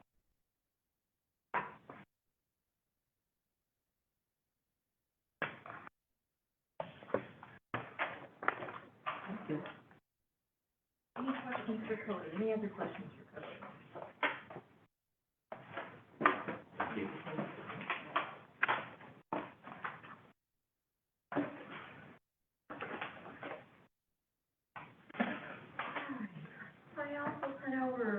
documents and itemize, all the, special revisions and responses from the police department, the health department, and the Wisconsin Humane Society. Officer Chief, would you like me to start at the top and go down, or how would you like to proceed from this point forward? You could start at the top. Sure. All right. Within each one of these areas, the first bullet point is what, the ordinance currently is. The second bullet point is what the recommendation is that's highlighted in red. And then the third bullet point is the recommendation, from, again, Public Health Department, the Chief of Police, and, Wisconsin Humane Society. The final bullet point is just an add-on item, some additional information, in response to this. The first three items are on page 1 and page 2 at the top, are items that, the Police Department and the Health Department would like to bring forward as far as modifications to the current ordinance. Currently, it states within the framework of juvenile, no animal declared dangerous as a result of aggression against a human being is to be kept on the property or within a household where the juvenile resides. The recommendation is to allow the deemed animal to be maintained in the home with familiar juveniles. The response, again, from the Health Department and the Police Department is that, the recommendation is to modify and not allow non-family juveniles adopted in the home with the deemed animal. But immediate familiar family members can reside in the home regardless of age. This is as long as the deemed animal has not bitten a member of the immediate familiar family. So that would be the modification that we can recommend. The item in red is the suggested modification. Correct. Yep, and the boldface is coming from the Police Department and the Health Department. Oh, say again what the red is? Red is the recommendation that's coming from Alder Kerperlin.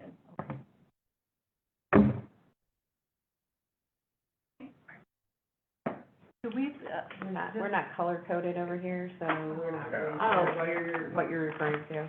Okay, second bullet is the recommendations that are being made. Was this emailed to us?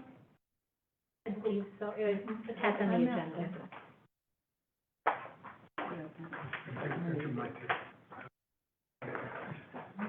Oh, I have that one. There. I do, but it's not. Color. Email from Dottie too. Color? Yeah, Leslie's ready to send over. Yeah. Yeah, I gave mine to I Jeff. have one, thank you. I don't need it, I got it memorized. I have a question, Mr. Chairman. Yes, please. Are we gonna consider each of these items separately or all together? Good question. Good question. So, because this I- is huge, this is a lot Yes, to it cover. is. So, I would say the most logical thing to do, unfortunately, is to consider each one separately.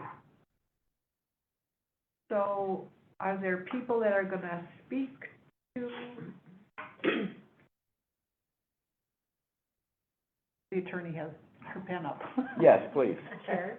Just for efficiency purposes, I think it might be easier if the committee were to have this discussion, if you could let me know if there are any changes to the proposed ordinance. I could then make those changes and bring it back before the committee, rather than having the committee vote on individual specific changes, because this is one ordinance. Okay. So it might make more sense for the committee to take a look at the red line version and to Okay. go through each one of those, and you can let me know whether you want to keep it as it's being proposed, or Okay. if you'd like for me to change that. Okay. So would we be voting on two different items, ones we want to keep, ones that maybe we want to change? So the item before you is the ordinance change, that is on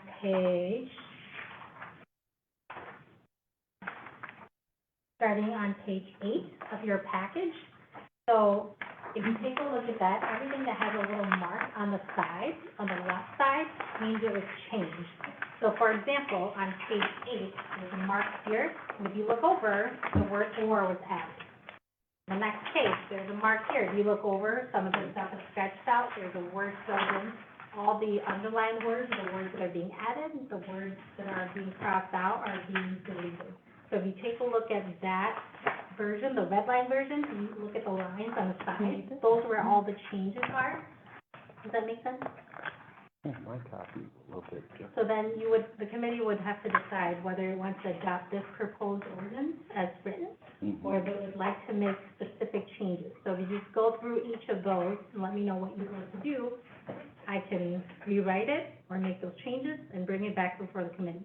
If the committee decides that they want to adopt the ordinance as a whole and you're just making 1 or 2 changes, then you can make that motion to amend. So whatever makes more sense for this. Okay. So does that mean that Dottie K needs to read off each one of these? If she has a statement on it. Okay. So I would prefer to hear her statement. Okay, gotcha.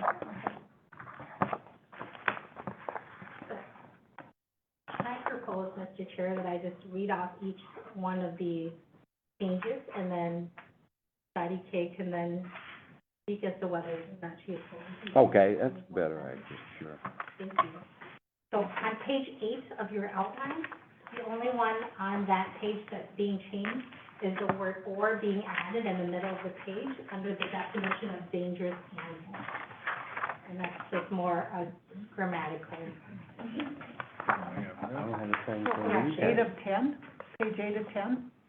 We're I'm not, sorry, page 8 of the packet. So that big bold number at the bottom of your packet. now we're looking at I have a different. question. Yeah, Would it be easier to go through the 3-4 minute break and we just go reprint? Yes, 'cause we have sort of different packets. I have one that's different from the one that he has. Okay, I will, Okay. No, it's take just a break and I'll go print new ones for everyone. one. Yeah.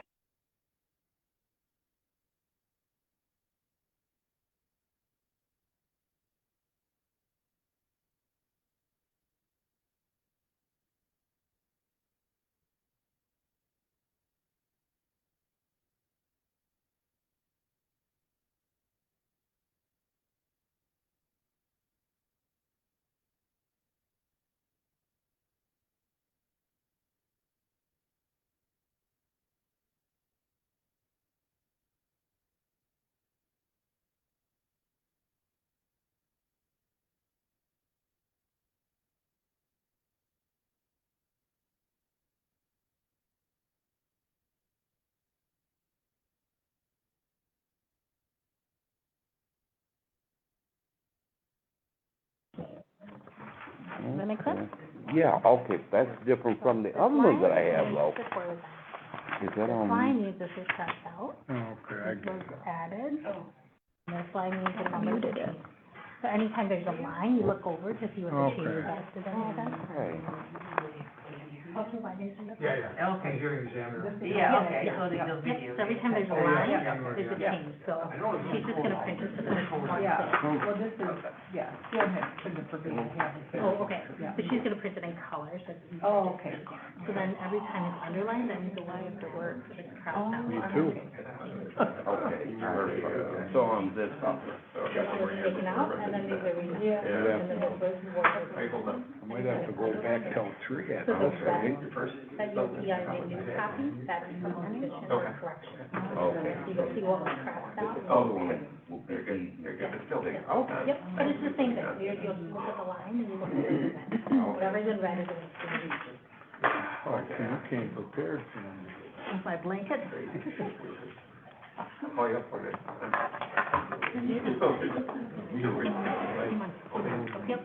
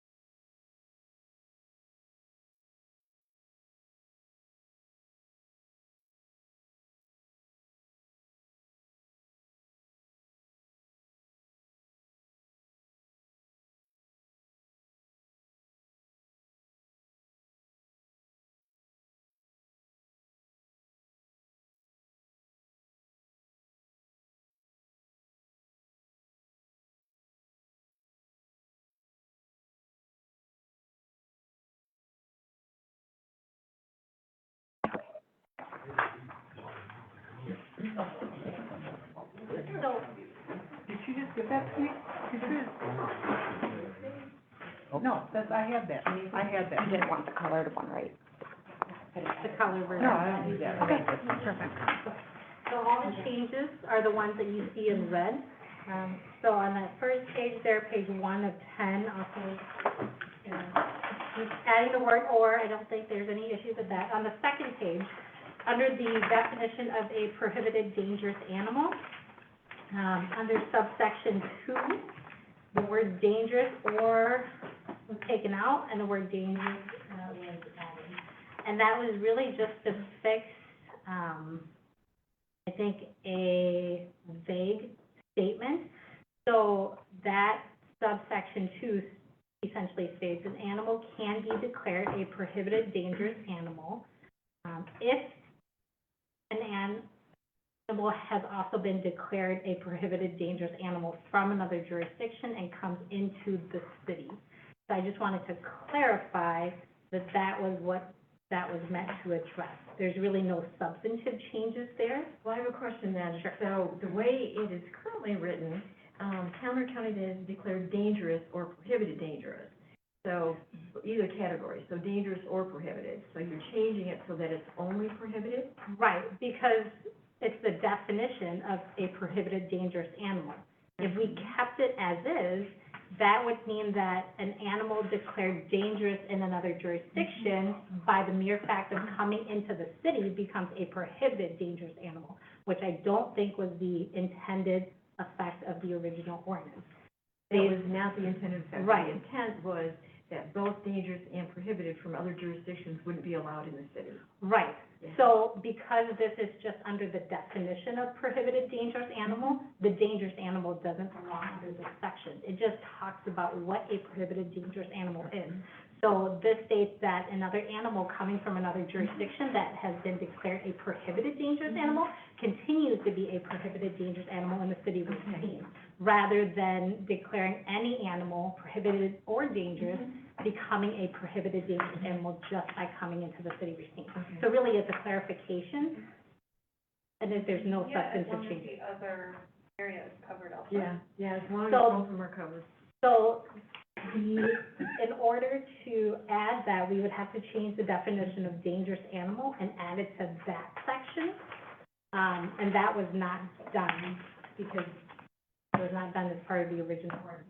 So if your intent is to make sure that an animal declared dangerous in one municipality that comes into the city of Racine is also a dangerous animal, we would have to amend the definition of dangerous animal. So I can do that if the committee wishes. I That's think what we the- should, for clarification, I think we should. So we're consistent also. Yeah, that would be the recommendation from both the police department and the health department.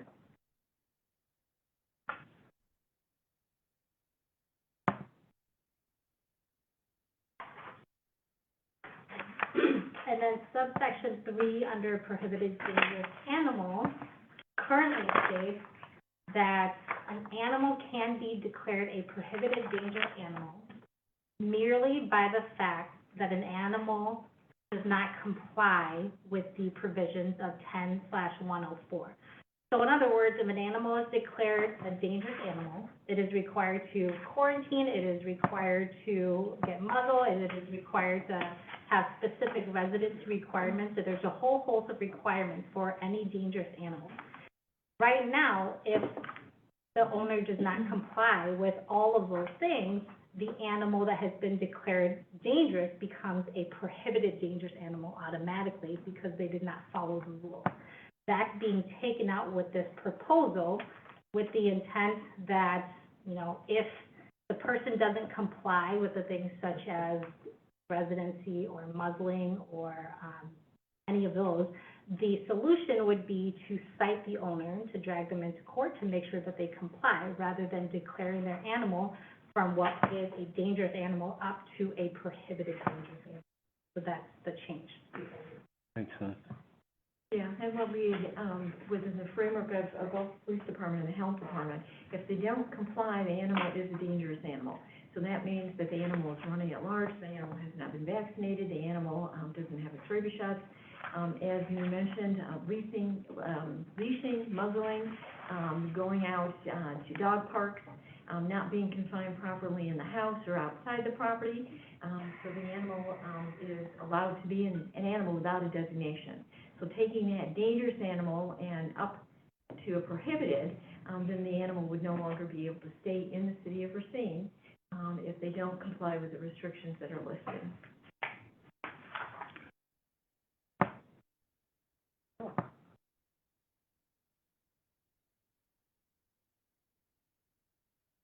So I can keep moving on with the changes unless the committee directs me to.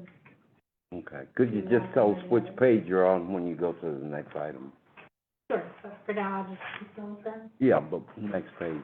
Okay, so we're gonna maintain this in its current format, or we're going to change it, or?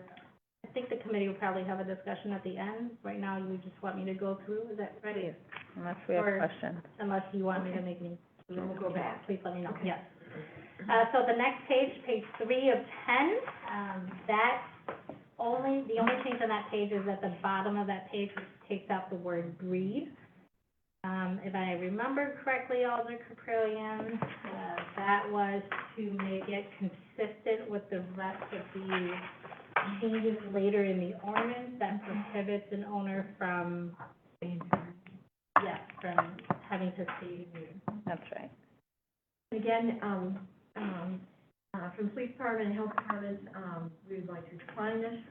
So within the framework of the breeding of spay and neutering, we've already got a spay and neutering on the books for animals at large. So they get called twice, and the police department can enact that and have the animals spayed and neutering. But at the same point, we're talking about dangerous, aggressive animals here, animals that have bit, animals that have proven that they are, again, dangerous. And so with spay and neutering, and many of these are at large, as Cody's presentation has already indicated. Many of them are at large, unvaccinated, da-da-da-da. At the same point with that, the spay and neutering, as well as the no breeding, will calm the animal down.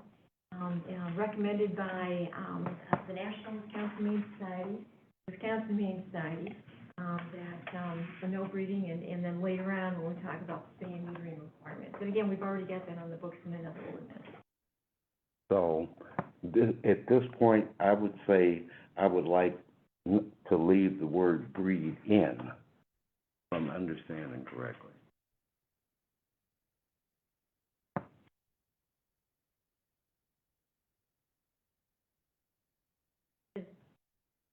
I guess I'm not sure what the committee would like to do. Mr. Chair, you would like to do that? But yeah. ultimately, the committee is passing the ordinance as a whole. So I'm unclear as to Well, what. okay, here's my concern.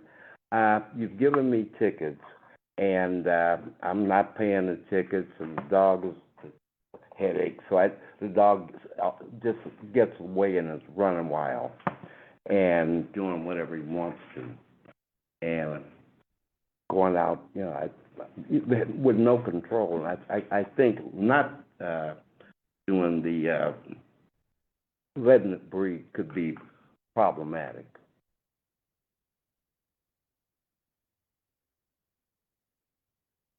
Wait, we didn't move on. What was the reason for taking out breed? Because later in the ordinance here, the requirement for spayed and neuter has been removed.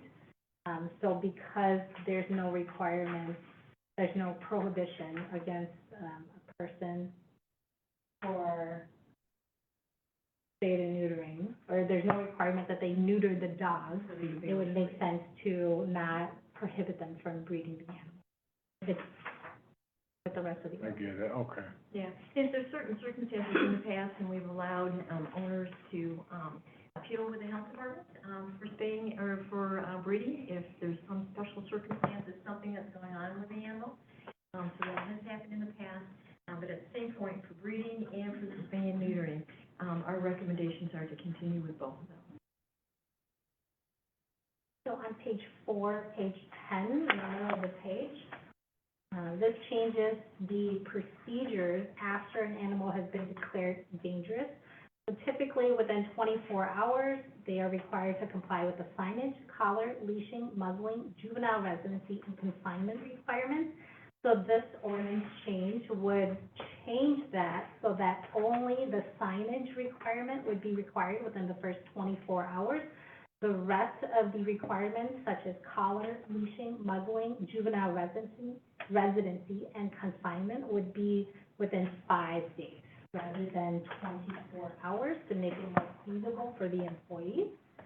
So that's really that change in the middle of your page. So with the health department, at the time of the deeming, the owners are giving the signage and the collar for the animal. So that's at the time of deeming, and at the same point, these individuals, these animals and these owners, a thorough investigation has been completed by the police department, the CSOs, patrol officers. The deeming has been approved by the supervisory staff within the police department. So these animals have been found to be dangerous.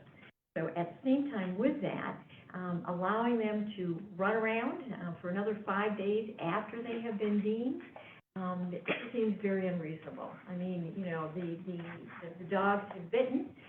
It's either the neighbor and off to the side, the neighbor behind them, a neighbor across the street, someone walking their dog, the delivery people, the mailman, and not to have those restrictions in place within 24 hours just seems unreasonable to give them that extra 5 days. So I'm not sure what good that would do or where it would come from. At the same point with that, as I've mentioned, the collar and the signs are already provided. The juvenile residency is within the home, and everything else that's on that list is attainable within that time frame. Within the 24 hours. Mm-hmm. Yeah, the leash, the muzzle, you know, the indoor confinement, you know, the dog park, you know, everything that's listed on there, they can have interactions with within that time frame. So if I'm to understand this means within 5 days, the dog has to be collared, leashed, muzzled, no juveniles in residence, and confined? That's the new, the old one is only 24 hours. Yeah. The new one is 5.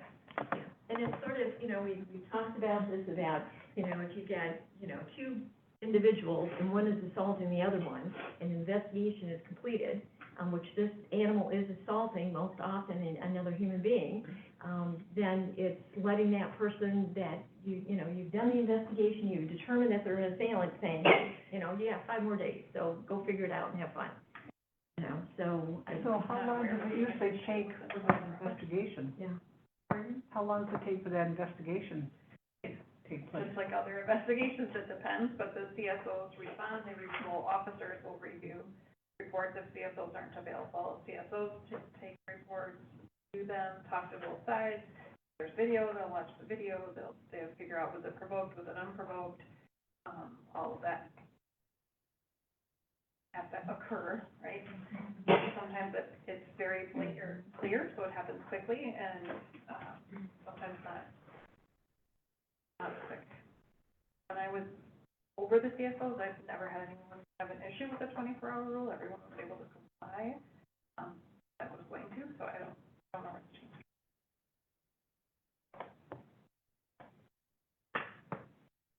Moving a little bit further down that same page, on page 4, the changes to the juvenile requirements would state that instead of having an animal who's been declared dangerous and prohibiting a dangerous animal in the same household as any juvenile, it would allow juveniles who live in the home or who reside with the owner or caretaker. So the general idea is that if an owner has children and their dog bites someone, you shouldn't have to make the owner pick between the dog and their children. The children should be able to reside in the home. So that's really that change there. And again, we've, where I started out earlier, is that we're allowing a recommendation that is to modify and not allow non-family juveniles and adults in the home with a deemed animal, just that immediate familiar family, and that regardless of their age. And so this is as long as the deemed animal has not bitten a member of the immediate family.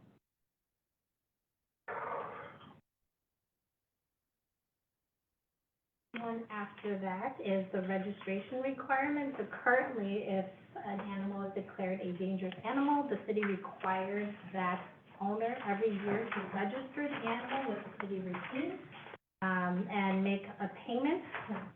This was taken out, due to the complaint that, you know, it's the city who is declaring the animal dangerous. Why are we requiring the person to then register the animal with us after we've already declared it's dangerous, and then requiring the owner to pay a fee, which can be expensive? That next change is related to that. So when you're registering the dangerous animal, there's also a requirement currently in there for that owner to take out liability insurance. They have to take out insurance of at least $100,000, and they also have to name the city as an insurer. So that would be taken out along with the registration requirements with this proposed ordinance. And the registration allows both the police department and the health department to confirm the location of the animal. Then we have interactions with them. We can confirm again that they've met all the restrictions. The signs are in the windows. You got the collar, you got the muzzle, so we can make sure and follow that animal in case they move from one location in the city to another location in the city.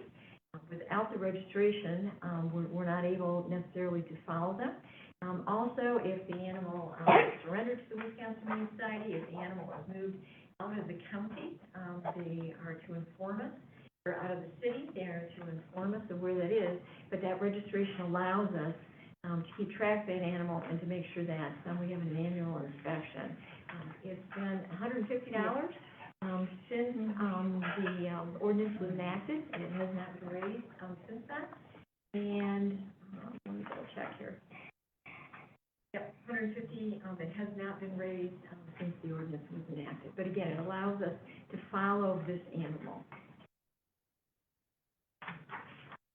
You move to page 6 of your document. No, I'm sorry, liability insurance. So liability insurance, when I take a look at that, so the average dog bite claim is over $50,000 at this point. With that, this additional coverage that covers the city as well, and, you know, if the city is drawn into a lawsuit, this insurance would also help cover that as well. Yes, could you give us an example as to why or how the city could be drawn in if my dog bit someone? Mm-hmm. Well, in theory, anyone could sue the city if their dog bites someone and they say that the city is negligent or that it failed to enforce its ordinances. Typically, those lawsuits do not succeed, but any person can sue.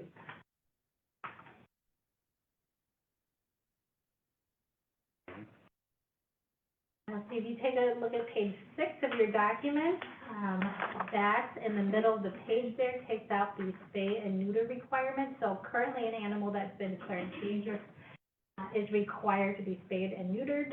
The argument is that it is very expensive and intrusive to do that for dog owners, animal owners, and that's being taken out with this proposed ordinance. And then the National Humane Society and ASPCA recommend spaying and neutering of animals to reduce aggressiveness, behavior problems, roaming, reduction of unwanted animal population. The owners can again request a waiver if for some reason, as I mentioned, with breeding, if there was some special circumstances with the animal. At the same time, the Wisconsin Humane Society provides a coupon, shall I say, for a free spay and neutering to every deemed owner in the city of Racine. They are placed near the top of the list for the spaying and neutering, and there's 4 different locations in the state of Wisconsin that they can bring the animal to for the spaying and neutering. Are you saying that the Humane Society will pay for an animal to be neutered? Spayed or neutered, yeah. Yep. Yep, if they're deemed dangerous or, yeah. Oh, only if they're deemed dangerous. Mm-hmm. And they'll be brought up to the top of the list. And then at the same point, as I've already mentioned, we already have spay and neutering within another city ordinance for animals from large, so it's not unusual. To take a look at page 7, there's a bunch of changes pretty close together. This has to do with the appeals process. So right now, it states that an owner who wishes to contest a dangerous animal declaration must submit a written request within 5 business days. This would extend it to 10 business days. That would give the owner a little bit more time, and that would be from the date of the orders. Because sometimes it takes a while for the order to get to the owner, and they don't have enough time. So the idea is to extend that a little bit. It would also change where the notice would go. Currently, it goes to the department that issued the order. I know that in the past, when it goes to the police department, sometimes there is a lag from the police department to the health department. So this, and because the appeals are generally coordinated by the health department. This change was made to make sure that all the appeals actually go directly to the health department. That can be changed. I know that, recently the common council has sent a lot of things to the Department of the Customer Service or the city clerk, so if the committee wants to do that, we could do that as well. Okay, or maybe just leave it with the health department. Or leave it with the police department. Or, It should be in the health department. So that's what the current proposal is, that it would go to the health department, rather than going to the department that issued the order, so that there's no lag. So the police department notifies the health department every time there is a dog bite, correct? They do. I have received a few complaints that, a couple times, that because there's such a short window currently that the appeal has to happen, that the appeal doesn't get there until 3 days, and then there's only 2 days to hold the hearing, so. So with that, neither the police department or the health department have an issue with the extension to 10 days with this.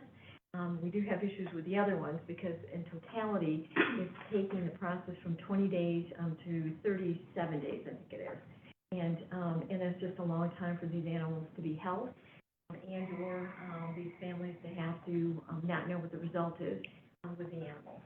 But at the same point with that, we would ask that it goes back to the police department and stays with the police department versus the health department, because of the changes that have happened with the customer satisfaction or customer. Yeah, we have limited hours of operation because we have no clerical. All our clericals were taken. So, we have no clerical in the environmental health division.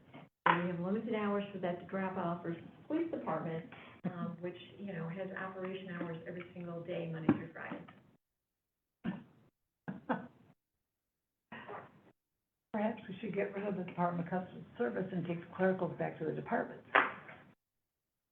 So that there is one place to go for something like this.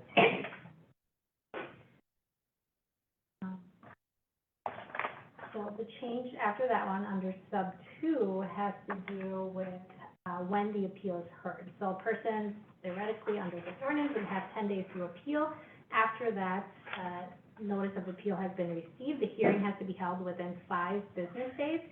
That said, the administrator under this section would have some discretion to postpone that with an additional 5 days if he finds good cause and he provides notice to the parties.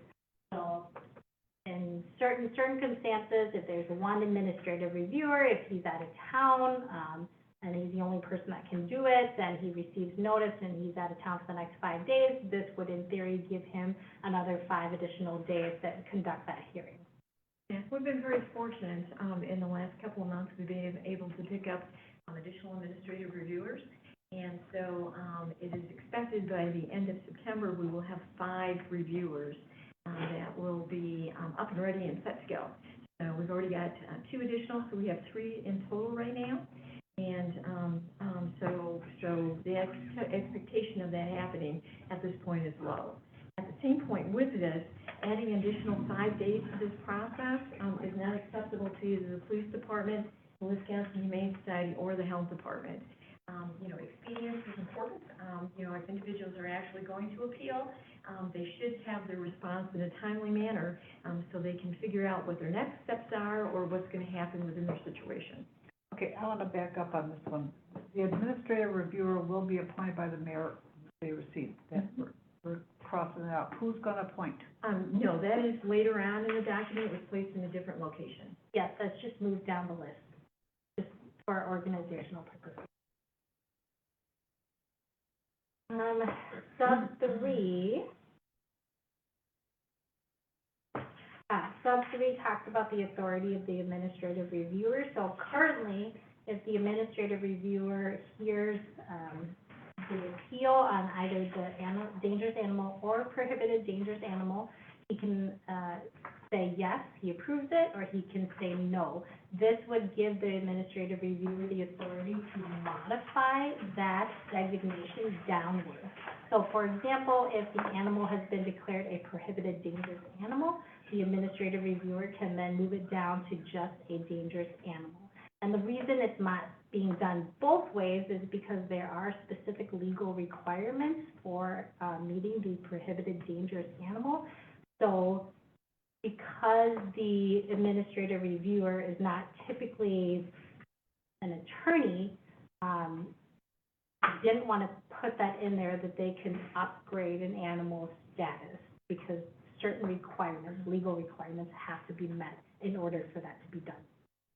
So is this one individual that's making this determination? No law, it's not a board of 5 members. Correct. Right.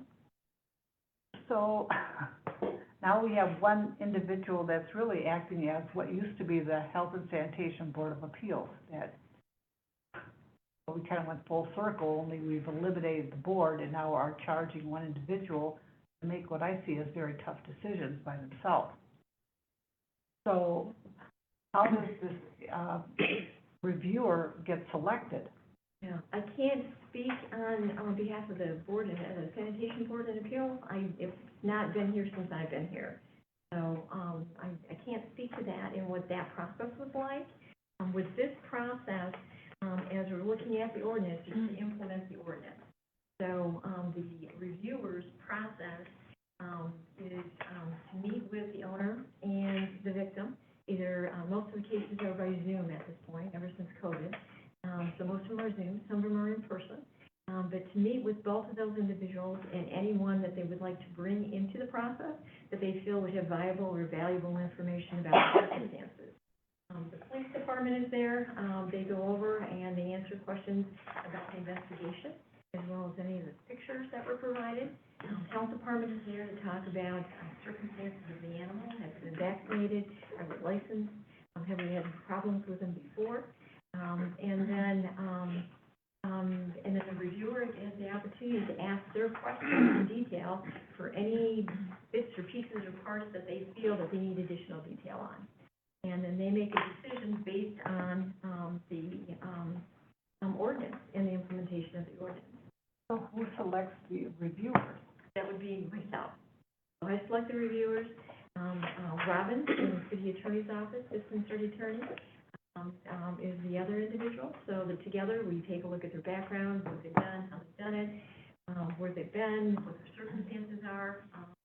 One of our latest reviewers is an attorney here in town, for example. We also have a dog handler from the police department. We also have a battalion chief from the fire department. So they're individuals that, again, are residents of the city of Racine, but they have background in fire, law enforcement, legal.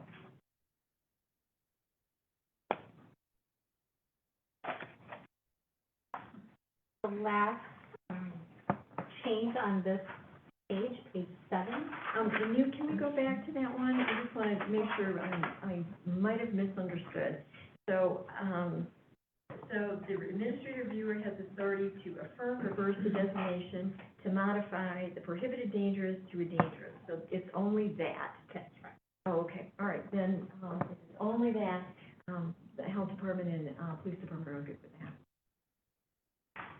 The change after that, puts a time limit on how long the administrative reviewer has to come back with a decision. Currently, there's none in there, so this would say a reasonable time not to exceed 7 business days after having heard the appeal, and then mailing a copy to the owner. Yeah, and currently it's 5 business days. Again, adding time to this process, the 2 days, we would like to keep it at 5 days for response.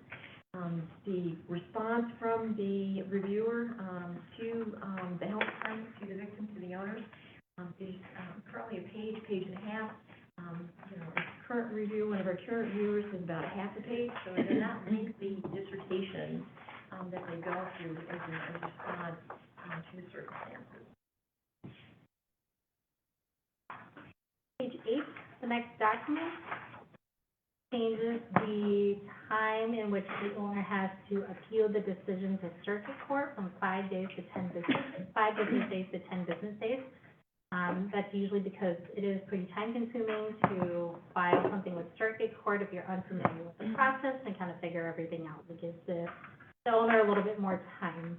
And then, I'm sorry. Oh, okay. And then with that, both the health department, police department, Wisconsin Humane Society, would, decline the opportunity, keep it at 5 business days. The owner of the animal, at the time of the deeming is given the ordinance. They're gone through the ordinance by the community service officers, Spanish and English. They have the opportunity to ask questions during the process of the appeal itself. And so for them to go down to circuit court, if they wish to contest that, they can do that, and they should be, you know, I don't see there's a problem with 5 business days having to extend it another. Circuit court, not municipal court? Right, so if the deeming is upheld, with the appealer here in the city, then it goes to circuit court. Why would it not go to the municipal court? municipal courts only deal with ordinance violations, so because this is an administrative review, they just have jurisdiction over it. Well, it's an administrative review of an ordinance. Right, but it's an ordinance violation. So if the person were being cited with violating the ordinance, that ticket would go to municipal court. But this entire procedure where there's an administrative reviewer and the person is contesting the due process requirements of that administrative review and the procedures for it, that goes to circuit. How many cases have gone to the circuit court, do you know? Quite a few. Yeah, I do not know the number. I know there's been several, but a few, but I do not know the number. When I was doing it, probably 5 years back, I would say about 3 or 4 a year. I don't know what it's been since. I gotta say this, I was the chairman of the Health and Sanitation Board of Appeals for probably 3 or 4 years. And when one of our appeals was not in favor of the appellant, it went to municipal court. This process moved a lot faster than what I'm seeing here. And it seems like we just added on more and more layers that just make the whole thing more cumbersome. Yeah. That's just my take. Yeah, it's actually, you know, if you take a look at the flow chart that was sent along, it actually progresses fairly quickly. It's 5 days, 5 days, 5 days.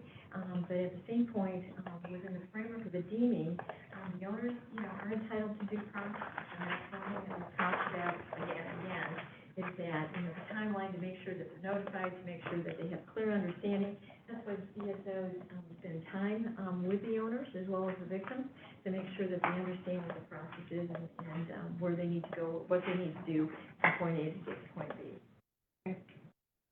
And then the only other substantive change is the addition of sub 7 here, because sub 6 was just moved down from above that section, and then sub 7 states, it basically prohibits a prohibited dangerous animal declaration based on a second and subsequent incident when the first incident is pending. So we had a situation during this entire process where the owner was at a dog who bit someone. The dog was declared a dangerous animal. And then a couple months or weeks, I'm not sure how long it was, while that appeal was still pending for the first one, the dog bit again. And the question was whether or not we can declare, based on the second bite, declare the animal a prohibited dangerous animal just because there was a bite before, even though it's still being appealed, or can we not count the first one yet because it's still being appealed? So this section was added to clarify that if an animal appeal is still pending, that can't be counted for the purposes of declaring it a prohibited dangerous animal just by the simple fact that there was a bite before. You can still declare it a prohibited dangerous animal based on, you know, the bite, the injury, for example, or other requirements, but you can't declare it based on the fact that there's just been one bite before, when that one has still been pending. So is this section a result of what took place in the 800 block of Hayes Avenue not too long ago, the last year and a half? I'm not sure where that came from, I just know it was within a couple months that question was raised. And so new with this one, for what you said, can that say this? So, we took it a little differently than what you're explaining it. So, so what you just said, I think both of us would be in agreement to that. But the way it's written, it makes it sound like, or at least the way we understood it, is that if you get an animal that was designated dangerous, they did or did not go to the field, however, but they're still dangerous, then if they bite again, they can't be prohibited. No, so that's not what it states. So it states the initiation of appeal under this section. So anytime there's an appeal under this section, it holds the dangerous animal designation for purposes of declaring it a prohibited dangerous animal based on the second and subsequent second or more reported incidents. So anytime there's an appeal under this section, that gets told for the purposes of declaring it a prohibited dangerous animal. So you can still declare it a prohibited dangerous animal based on all the other factors. An animal that's killed or caused great bodily harm, an animal that's been brought in from another jurisdiction, an animal that is subject to being destroyed, and et cetera, under the definition. You just can't declare it alone if based on the second bite. Okay, as long as it's going through the appeal process. Correct. Okay, correct, I get it. Yeah. Okay, yep, we're okay with that. That's really the only, other substantive change. So, on page 8 of 10, at the top, number 6, it says the administrative reviewer will be appointed by the mayor. Yes, so that was just moved down below because I thought it would fit more at the bottom, and that was found at the top of that same section. So that was not changed, that was just being moved. But didn't Dottie Key just say that you appointed the reviewer? The mayor appointed, as far as, finding the reviewers, working with the other departments, to get applicants to come in, but the mayor is the final authority on, appointing the reviewers. And how many reviewers do we currently have? Currently, we've got, 3. And we should have how many? 5. 5 is a good number for us, I think. So how long have we only had 3? Well, Mr. Mosel, who is here today, I imagine he'll be speaking, but at the same point, he has been our single reviewer for a period of years. It's very difficult, to maintain the reviewers, and it's been even more difficult to find those that live within the framework of the city. So just in the last 3 months, we've been very fortunate, to get these additional reviewers, but up to this point, we've had 1 reviewer. How do you solicit them? To fire department, to the police department, to the city attorney's office, to the bar association, pretty basic.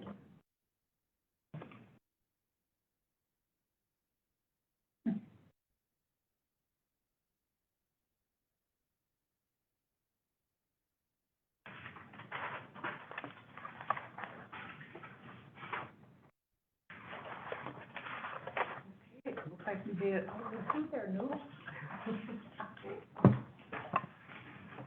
All right. Yes.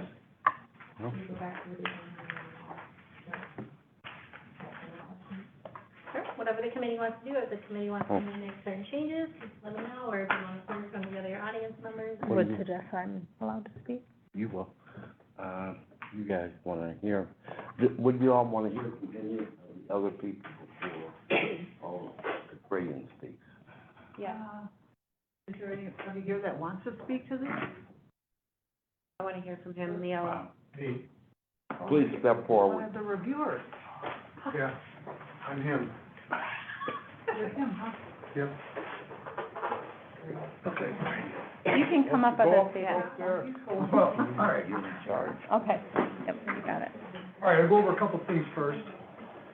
Thanks to New, she understands it very, very well, so I'll go along with whatever she wants. We covered it in less than an hour on the phone. Thanks to Melissa for getting this on the agenda, because nothing would have been done until this got on the agenda. I've been harping probably close to 100 emails over the last 8, 9 years, asking, begging for any kind of change, nothing. From the mayor on down, Scott, Robin, everybody ignored me except new. They ignored me. Dottie K, they just ignore the tough questions. They don't want to answer them. So anyways, a couple things here. The upgrade from not following the rules for the dangerous animal. As far as I know, and correct me if I'm wrong, a prohibited dangerous animal is a death penalty. They're put down. They can't give them away, well. You can put them out of the city, yeah. Okay, but our other cities have those same same ordinances. Yeah. Okay, all right then, stand corrected. Secondly, imagine getting upgraded from a dangerous animal to prohibited dangerous animal. That's like you're driving around with a suspended license. You get stopped, officer gives you a ticket. You're not supposed to drive anymore. You get stopped the second time driving with a suspended license. Now, you don't get another ticket for this. You get the death penalty, you get put in prison forever. You can't appeal it. Even in courts, for homicide, you have a jury trial or judge trial. There's no appeal other than me here. You automatically get upgraded to the highest level, prohibited dangerous, just because you had a second minor infraction, or you didn't get a sign up, or you didn't get a collar. So I think that's ridiculous to upgrade that. It's crazy. As far as the hearings, one of the big things that I got a hold of new for initially was the fact that this time limit on the decision. I didn't see anything in their presentation about the time limits, okay? We want them longer. Here's why. I heard that people were saying that these come in at a regular pace. They don't. I have 3 packets here from last fall, early winter, and last spring, okay? 5 and 10 business days, okay? So my average time for an appeal was 2.8. I'm supposed to get 5 days. I never get 5 days. 2.8. Days. Okay? Now, early winter, that was 6 and 11 days, okay? My average there was 3.7 days instead of my 5. Now, here's my favorite. This last May, 6 appeals came in less than 1 business day. It came in Thursday afternoon until noon Friday because the secretary left at noon. 6 appeals in less than 1 business day. That means I should have got 30 days, right? No, I averaged 1.8 days per appeal hearing, my decision, instead of my 5. So while they should run consecutive, they stack these all concurrent. So if I do 3 appeals in a row, guess what? I don't get 15 days. I get 5 days from the last appeal, which may be 8 days to do 3 of them. And if I don't do them, people get hounded, they get harassed. I get nasty emails all the time. So that's what this started was, to get some extra time. Like I said, up until January. Could I just pause you for a minute? Could you tell this committee by having those extra days, why is that important? Okay. I've done all these appeals, I think, except for maybe a couple since 2016. I've had to do these hearings from my friend's dining room in Indiana, hotel rooms from Illinois, Ohio, and Florida, Indiana, Denny's restaurant up in Toma, Wisconsin, to get Wi-Fi, no lie, because there's this hard timeline, and people get hammered, and then they hammer me, we gotta get this done tonight. Like I told you guys here in January, I got offered an exorbitant amount of money to do a hearing on a Thursday night after hours because the deadline was midnight Thursday. I didn't take the money, of course, but I did the hearing because they were getting pressured by it. That shouldn't happen. It was after hours, but I did it anyways. So these extra days are here for one reason, to stretch it out and so we can get everybody there. We've already had hearings where no one has attended. The victim, the owner, nobody has attended the hearing. They never showed. Why do we have a hearing? I don't know. And here, I think the one you're talking about, Hayes, is that where the officer fired his gun? No. Okay, here's another true story. Last 3 years, officer's out walking with his newborn baby and his girlfriend. A vicious animal approaches him, he has to fire his weapon. He misses the dog. The dog runs away, they find the dog. Everybody gets ordered to hold a hearing by the 5-day deadline, okay? The officer's out of town. He can't even appear at his own hearing as the victim. He came back the following week. And New had told me one time that I had the ability to suspend a hearing. I tried that. I'm told, no, you can't. So we held a hearing. He was never able to attend his own hearing as the victim. Pretty pathetic, huh? So there should be some kind of leeway. Who's telling you no? Pardon me? Who's telling you no? Who told you you cannot suspend a hearing? It came from her. through other people, through the secretary, through the city attorney. It didn't come from me, it's within the framework of the ordinance. Okay. Which one is he talking about? He's going through them all. Extension of the time. Yes. Okay, so For- he's still on. Again, He's when talking people about, don't even, can't even make it to the hearing, nobody, and we're spending hundreds of dollars for this hearing, and they only paid $50 for the appeal, and nobody can show. And then, like I said, the one with the officer, those have been happening. I've had to come home early on my vacation. I don't get a vacation anymore. Maybe now if there's another examiner, but I never had a vacation. I had to plan my vacations around Wi-Fi so I could do a hearing. And I had to find out ahead of time, and a lot of times we've had to schedule a hearing in one business day. So again, how do you do that? You know? You can't. So again, mainly I was after some extra time for these reviews, which would help. And then these other things, which I didn't agree with, but anybody got any questions then? So if I understand that correctly, you know, having extra time to review the case, if you are being pressured within a certain time, you're not able to then take in all, because you have a lot of material that comes at you that you have to review, correct? Yes. So, I mean, that's just the point. We would expect that if you are in an appeals process, that whoever is reviewing it is given ample time to be able to review all the documentation, or else you're making a decision in haste and possibly missing some things. So, And yeah, you can imagine nowadays we get a ton of video. right. A lot of times they can't just send a 500 megabyte video clip via email easily, so you have to split it up. So that takes time. Or regularly, I continue to get information up until the day of the hearing or the night before the hearing. I never get everything a week early. It always rolls in after the fact. How many hearings do you think you've done, Bob? Well, I don't know, 25 to 30 a year times 8 or 9. He's been the only reviewer. Yeah. And it's funny How long because have you been the only reviewer? since 2016, they did the ordinance in 2015. Cody called me one day, and I'm sure he remembers this. He says, Bob, our hearing examiner didn't show up. Can you do one today? And I ran down and did it, and that was it ever since. Every one of them. And again, on vacation, many times.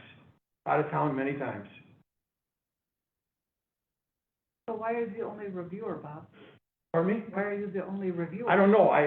There were other people there, people that got trained, but they quit. They didn't want to do it. But see, here's the prohibited dangerous.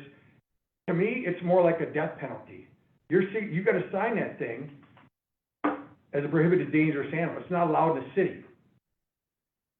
So, nobody else has to sign it but your name. And they go, well, he signed the decision. There you go. Nobody else got to put their name on it except me.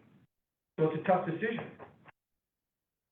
I've had pets all my life, and it's a tough thing. So the changes that the attorney had provided to us were changes that you had gone over with the city attorney? Yes. A couple of them she suggested, and I said, hey, that's a great idea. But yeah, we went over that in detail many times. May I just concise some of these changes? So, when reviewing this, and ultimately, you have to understand, in time, when, the ordinance has definitely, it served a purpose in which it was created. But it's crucial that we adopt approaches, that the dangerous animal management be based now on experience and involving best practices. So what maybe was implemented in 2015, it hasn't changed since then. But now we have a reviewer to oversee the ordinances. So now it's to see, well, how are these working? Is it working as we intended? As we heard, and if you watched January's meeting, the one reviewer saying this isn't working, it wasn't just them. It was, I think over time, 3 people within the health department who also stated it's not working as intended. We have glitches here. There is an intent for this. We're not against the intent of the ordinance, but we want it to move along to adapt to evolving best practices. And the key areas in which that are being identified and addressed are focused on the animal behavior rather than the breed, and provide clearer guidelines for both enforcement and pet owners.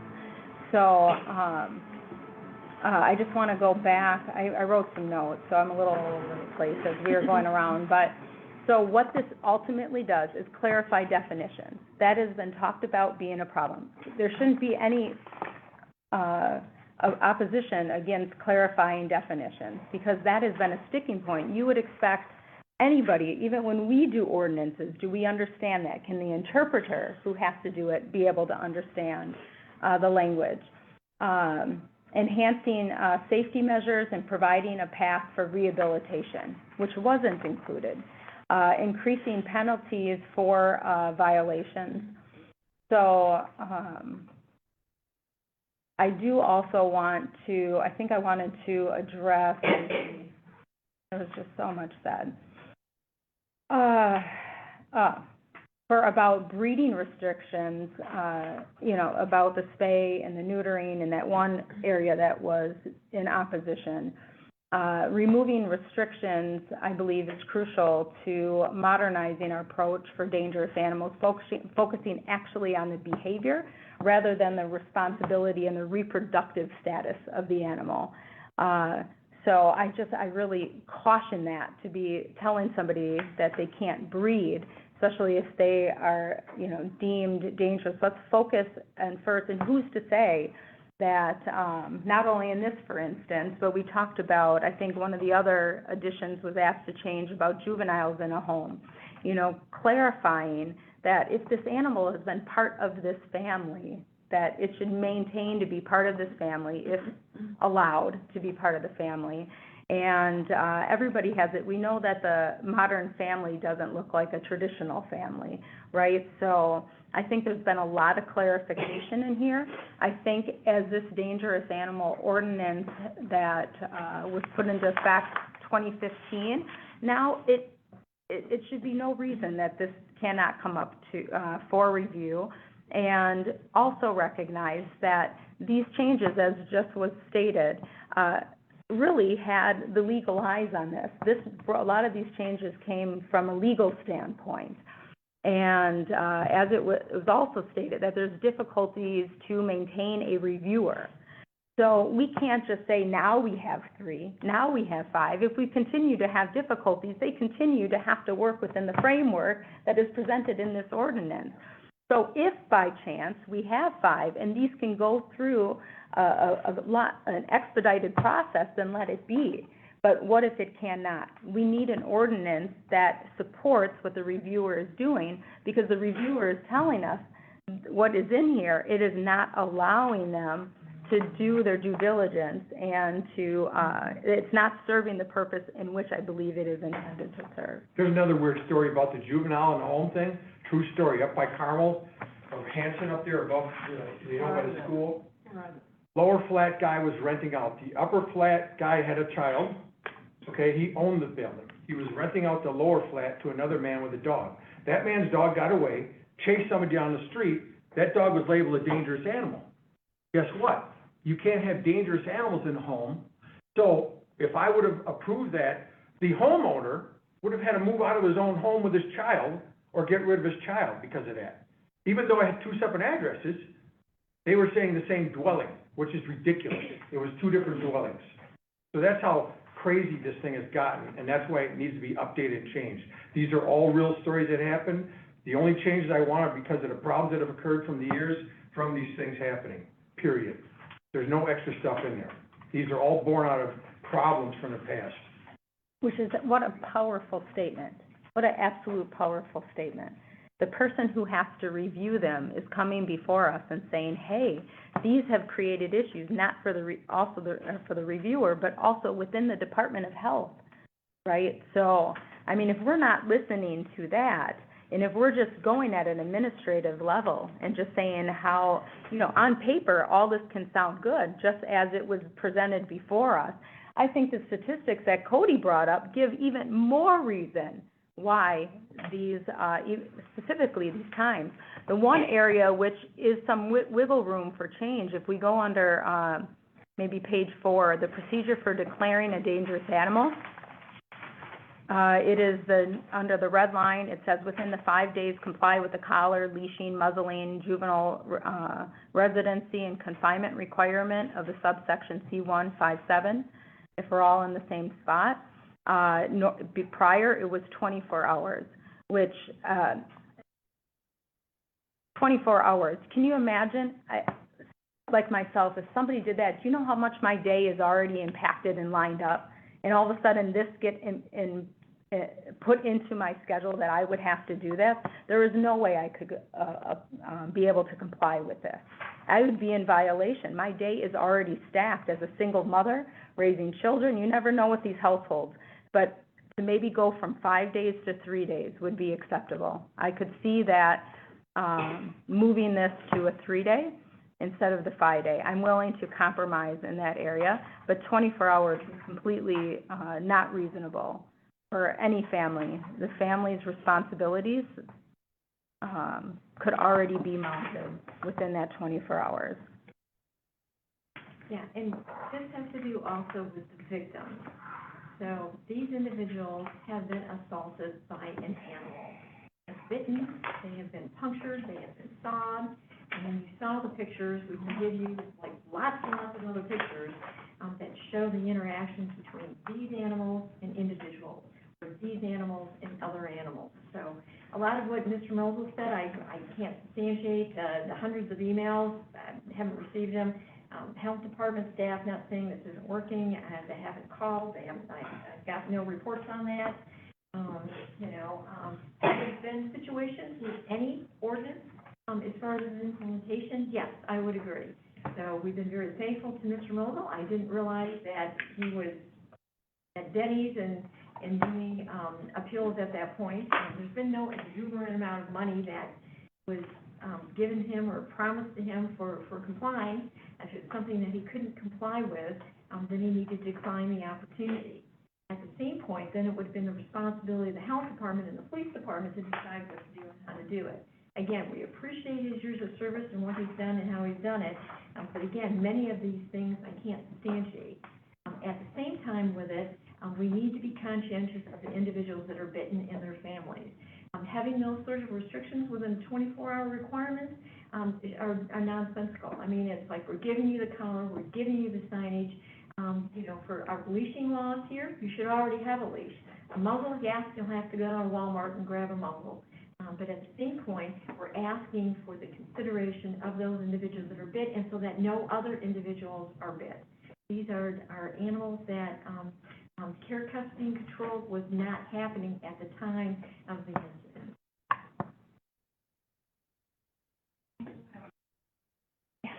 So, when we're, you were stating that everything that you're bringing forth is because of issues that you've had. So I guess my question is, where does the spaying, neutering, and breeding part? That was something she added in. Again, I didn't have any idea about that, so, but after I read it, I said it makes sense. Like I said, I was concerned about the time limits, and we talked, and she said, how about this? I said, great. So, yeah. Don't require the spaying and non-breeding, so that's right. Yeah. And again, our jurisdictions around us have modeled themselves after this ordinance, and we have also modeled after them. So it's been a give and take with that. The death sentence, I don't agree with that. If you're a prohibited animal, if you don't stay in the city or scene, you can go outside of the city. You can surrender the animal to the Wisconsin Humane Society for them to determine behavioral capacity and or the temperament of the animal to be adopted or not to be adopted. At the same point, if it's prohibited, they have caused great bodily harm. They're an animal that has been vicious within their attack of another human being or another animal.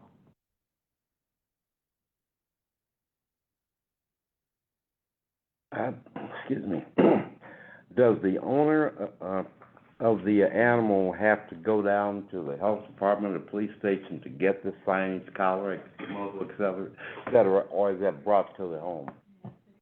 CSO will bring it right to the home. So all I have to do is literally put it up, follow through. Yeah. You would have to go get it.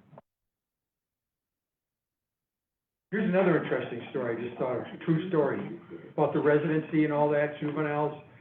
There was a family one time that was living out of their car over just south of the police department a ways. They were staying with resident after resident. They had a dangerous animal. The people that owned the home where they were staying at, and I remember because they chased them down into Mount Pleasant 3 times, they were giving those people tickets for not having the signage up, when in fact the domicile was these people's cars. They were living out of their vehicle. And I said, that's nuts. Nope, we gotta follow it. So, yeah, that signage thing, you know, we can't just keep doing it. Chairman? Yes, From one of the all. please.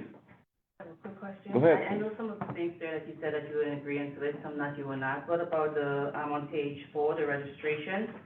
The owner or caretaker of any dangerous animal shall register with the City of Racine Police Department. Is that something that in your line of work and your review that you found that was like a obstacle for the? Well, I never dealt with it. I think it's just a moneymaker, you know? And there's also an option that they can apply to get the status removed from an animal, I believe after 3 years. I've never known anybody that does. Maybe they do, but again, it seems like a moneymaker to me, you know? No, it's not a moneymaker. So we spend more money, in inspection and follow-up and following of the family and the animal than we do in $150. And I think there's a little bit more rounding of a reason why the registration was removed, and the attorney did speak on it briefly before, if you need her to reiterate it, we could. Follow-up question on that particular item. So you have to register after the investigation is done? So when you do the investigation, wouldn't you have all of their information anyway? No, I think this is yearly. I mean, I don't do that much, but once they get deemed, they have a label on them, and then come, I believe, the first of the year, they have to register with that label again. Within 30 days of the order, they have to register. Okay. The ordinance now. All right, I don't deal with that much in hearings.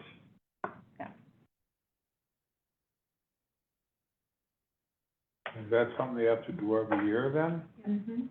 And that allows us to follow them, to make sure that they're licensed, they're vaccinated, they've got the signs up, they're following the restrictions of the dangerous. So how many people do you have that pay this $150 a year? Isn't that the purpose of the pet license? That's about the act, but isn't it like, we're required to register all pets, because I know I register That's a cats now because of the Board of Health. That's So what is the different. difference between, because we have to, Yes, provide two that things. they have to be there, The license, vaccinated, so Vaccination, why do that getting your pet extra? license yearly. Sometimes they I are. work in a municipality, I know that. Most of them are unvaccinated and unlicensed. So it helps us to track them where they are, keep them moved, and to make sure that the other restrictions of the ordinance are in place. For them to not be, responsible or, care about it, and this is an animal that, again, a dangerous animal that's caused a problem, that's why and here's, there's an extra, there's going to be the extra watching of that dog, because they've already proven that they haven't followed the. and we didn't want to allow the upgrading from dangerous to prohibited dangerous animal, or we did? That is correct. Okay, here's another story. People with a pit bull, doesn't have nothing to do with the dog, they're drinking, of course. Guy goes over there, they get in an argument, the woman lets the dog out on him, rips the guy's intestines out.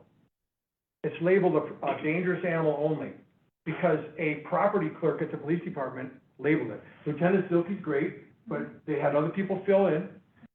So I get to hearing, and I asked the guy, I said, so give me an update in your injury. I was asking the update in their injuries. Well, I had one surgery that cost me $11,000, I'm gonna need a couple more. That dog should have been prohibited dangerous. So all I could do was say guilty as a dangerous animal, like he chased a kid around and didn't bite anybody. If they were considering it provoked because the man was on their property, you know what I mean? I don't know, I'm just trying to wrap my Still, head around what was. ripping their intestines open, their stomach open, Yeah. that's pretty dangerous of an injury. And so we've already complied, or we've already stated that on several of these, for revisions that between the police department and the health department that we would agree. I can't give you the circumstances of that, I'm not sure what happened, But at the same point, you know, the police department as well as the health department does their best with the investigation. There's something that concerns me that is or is not in the ordinance, and that is, where do people go with this concern? Do they go to the police department? Do they go to the health department? Do they go to the Department of Customer Service? Where is the one-stop shop for concerns regarding whether your animal is dangerous, or where do you go? There is nowhere. Until they commit a violation, nothing happens. And whoever goes out to the call decides whether they're gonna do a bite report or not. There's probably other reports out there that never been filed, so we don't know about them. And then they have to appeal it. That's something that I heard too. Oh, yeah, it's officer discretion. I mean, you know, you got 10 officers running calls, hot calls all night, and no CSOs, and there's a dog complaint, that's not gonna get much attention, because there's nobody available. You know, let's face it. So prior to the CSO, The officers did it. Yep, I did it many times, picked up stray dogs, did hundreds of animal bite reports, took thousands of pictures. The regular officers did it, whenever they got to it. So on page 5, actually it starts on the bottom on page 4, this registration and fee. I'm understanding that that's an additional fee in addition to the regular license fee, is that correct? Yes, yeah, they still have to license, the animal, correct. Oh, and then they have to pay this additional fee that was in here, okay.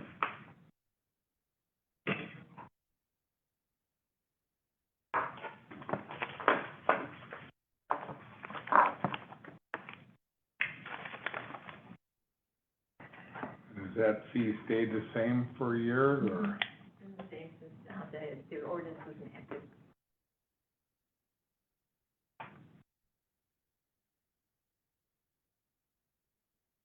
Anybody else got any questions? I'm all talked out, Bob. Okay, no problem, I know. I tried to get, George Clooney here tonight to support me, but he couldn't make it. Well, if he was here, maybe I could continue to talk. Yeah, I'm gonna. I think I'm all with you going through Mills was talking. She's the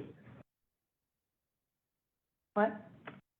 Oh, Yes, I'm sorry. I'm gonna make a motion to approve the red line version with 2 amendments. One is including the definition of, dangerous animal. Right now, What page are we on, Melissa? well, that unfortunately is not in any page because it's in an addition. Okay, sorry. It was talked about at the beginning, there was some little bit of confusion of the removal of the word of dangerous animal because it was only a clarity in the prohibited dangerous. So it was asked to add, so it's all understood, just taking the feedback from the health department on that one, including that in there. Also taking the feedback from the health department on section 10, I think it's 10-104BB of the red line version, which instead of 24 hours complying, I will remove it from that 5 days to allow 3 days for compliance. Otherwise, red line version as is my motion. Second. And I would like to speak on my motion. Yes, I oppose the motion. All right, but, right now it's in discussion and I made the motion, so I would like to be able to speak on it. So, the amendments that have been, presented before you, I believe that they enhance the effectiveness and clarity of the ordinance while maintaining its overall intent to improve public safety and animal management in our city. And, I think we have clarified, definitions. We have, clarified the appeals process. Also, removed some things that, did not work well within the ordinance, that created difficulties for the reviewers, and also, gave clarity to the overall ordinance.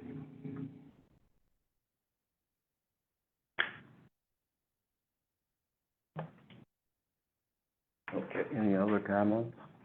Yes. I do have one concern, and that is the lack of appointments for other reviewers. I think there needs to be something in the ordinance to give it teeth, whereas if the mayor is not going to appoint individuals as reviewers, somebody has to do it, whether it's the health department director or it's common council, but we cannot continue to function with these appeals having just one reviewer. So I don't know if there's something we can add to the ordinance regarding who appoints.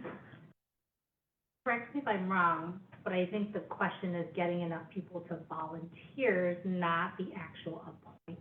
That there aren't enough people willing to do the job, and if there are, the appointment itself is not the problem. That's just the administrative process. Well, it sounds to me that the criteria for considering someone as a reviewer is so tight that you're not going to have individuals that would be interested. So I believe when Dottie Kay was speaking about selecting the administrative reviewer and who to pick for each case, those aren't the same requirements for the appointment. So there are no specific requirements for the appointment of an administrative reviewer. It's basically anyone that the mayor would like to appoint. I think Dottie Kay was speaking to when she has multiple reviewers. If she were to pick a reviewer for a specific case, she would then match the qualifications of that person to the specific facts of this case. Okay, so if the mayor is not appointing reviewers, then who should appoint the reviewer? At the council? But the mayor is appointing the reviewers. We just haven't had the individuals that have come forth that wanted to be reviewers. And the ones that have come forth that he has appointed, did not maintain their stay. Well, I brought this up before, that people are not aware that the city is in dire need for people to serve on committees, boards, commissions, or as a reviewer. So we advertise all kinds of things, and I think there has to be more of an initiative to get the word out to the public that we're in dire need of committee appointees and reviewers. And I know I just contacted the clerk's office. There's a list of names of people that have volunteered for committees. So there is a list of names out there that there has not been appointments. I think rests in the office of the mayor, and if he's not going to make appointments, somebody has to do it. I don't know if we can add that to the ordinance. So the motion right now is to approve the ordinance red line version with those two changes. So I think that motion is still on the floor unless the maker of the motion agrees to a friendly amendment along with the second. Well, I don't want to muddy it up, but so the line in here regarding the mayor making appointments was just moved, it wasn't changed. Correct. Okay. Well, then, I don't want to muddy up the motion that's been made, so that can be a change for another day. Alder Caprilli. Yeah. The quick question, I know there was mention about where the appeal goes, and I know that the health department is no longer staffed full-time, so are the appeals, the red line version states right now, all the appeals would go to the health department. But I know they're asking for a different location. What do you want? So my rationale behind that is, right now, the way that that it fits, to me, that's where they need to go. It needs to go in the health department, period. But the way that, the mayor's office has rearranged, has created customer service, has created all this, which it's not efficient at the moment. So I foresee at some point that has to give and change. There has to be a change. So, you know, to me, I put it in there where it fits. It's the we're writing an ordinance that's reviewing certain things so it fits. I hear that we don't have the staff, we don't have the manning the counters. That I believe needs to be addressed. Because where these ordinances go to is, you know, the health department. That's who's working within these ordinances. To change it to fit the current chaotic structure troubles me a bit. So I'm not sure if there's any suggestions, but that's my concern about moving it outside that, so. And at some point, the health department does not, for environmental health, we're not taking any money. We're not processing, we're not doing any of that, it's all going upstairs, to the customer satisfaction department, so. I know. So, because we don't have clerical staff, our hours have been reduced, and it's by appointment only for those outside of those hours. Because there is no one sitting there. We're fine taking them, we've been taking them, it's not an issue. We have no problem with it. Until, and like, if you get to a point where there is staff for that, that would make sense, I'm just not sure it makes sense right now. Yeah. I'm up for that suggestion. All right, yep, so as an amendment, changing from the health department to the police department. Thank you. And so we clearly understand that we're going from 20 days to 37 days in this process for the victims as well as for the owners of the animals. I would just like to speak on that one part. I'm here from the Wisconsin Humane Society. The Wisconsin Humane Society is not a national humane society. We're a local animal welfare organization in Kenosha County, Racine County, Milwaukee County, Ozaukee County, Brown County, and Door County. We only weighed in on the parts that directly impact the animal sheltering, the custody of these animals, because that's the service we provide to the city of Racine. We contract with the city of Racine to shelter the cities and other municipalities in Racine County's stray, abandoned, and seized animals. We were not in favor of elongating the appeals period purely because of the impact it would have on animal sheltering. It would make animal sheltering harder because it would make the shelters more crowded. There are only two things that impact shelter population. Those are the number of animals coming in and how long they stay with us. Taking the time of the appeal from 20 days to 37 days means those animals will be staying longer. That makes the sheltering environment more challenging, not only for these animals, but the thousands of other animals that we are entrusted with as stray or stranded animals from the county. So it was with the quality of the sheltering experience in mind for all of the community, the animals, that we had to focus on keeping the stay of animals in the shelter as short as possible. It's a concept in animal sheltering called length of stay. The majority of progressive animal shelters are focused on keeping animal length of stay as short as possible in the shelter because that's the only way to serve hundreds or thousands of animals well over the course of time. So the amendment was from, originally it was 24 hours, then it went to 5 days, now it's down to 3 days. So that would shorten the timeline that you referred to, correct? Two, but we're still, then we're going to go from 37 and reducing it by 8 days. For some context, the average length of stay for a dog at the Wisconsin Humane Society is 9 days. So 20 days is already a long period of time, comparatively speaking. To go to 37 is obviously considerably longer. But the animals could stay in the home during that appeal process, correct? They don't all come to the shelter. No, but we have interaction with, about 2/3 of them are in the shelter. Some of them stay in the home, the rest will go to the shelter. Can I address that concern? Yes. We only want a little extra time for the outliers for the hearing, okay? Most circumstances, we're gonna get it scheduled in a day or two, gonna knock the hearing out, get the result done right away. This is just a worst-case scenario, so, you know, we don't have to skip out on a victim who can't make it by 1 day. That's what that's for, a little bit of leeway. Is everyone gonna go, no way, it's not gonna go that long. I don't like those things sitting around for, you know, for 5 days, getting 8 dogs' names mixed up in my head. So, yeah, that's an outlier, that's a worst-case scenario. Most of the time, they're within a few days, boom, done, in. Thank you. All right, I have some concerns I'd like to address myself. While I understand I have no problem with updating the ordinances and making them fit the times, I think we're rushing through several items on here too quickly, and I'm opposed to that. I think we should take time to go through them, fully understand from each department what the effect is, as opposed to just lumping it all together and pass or fail.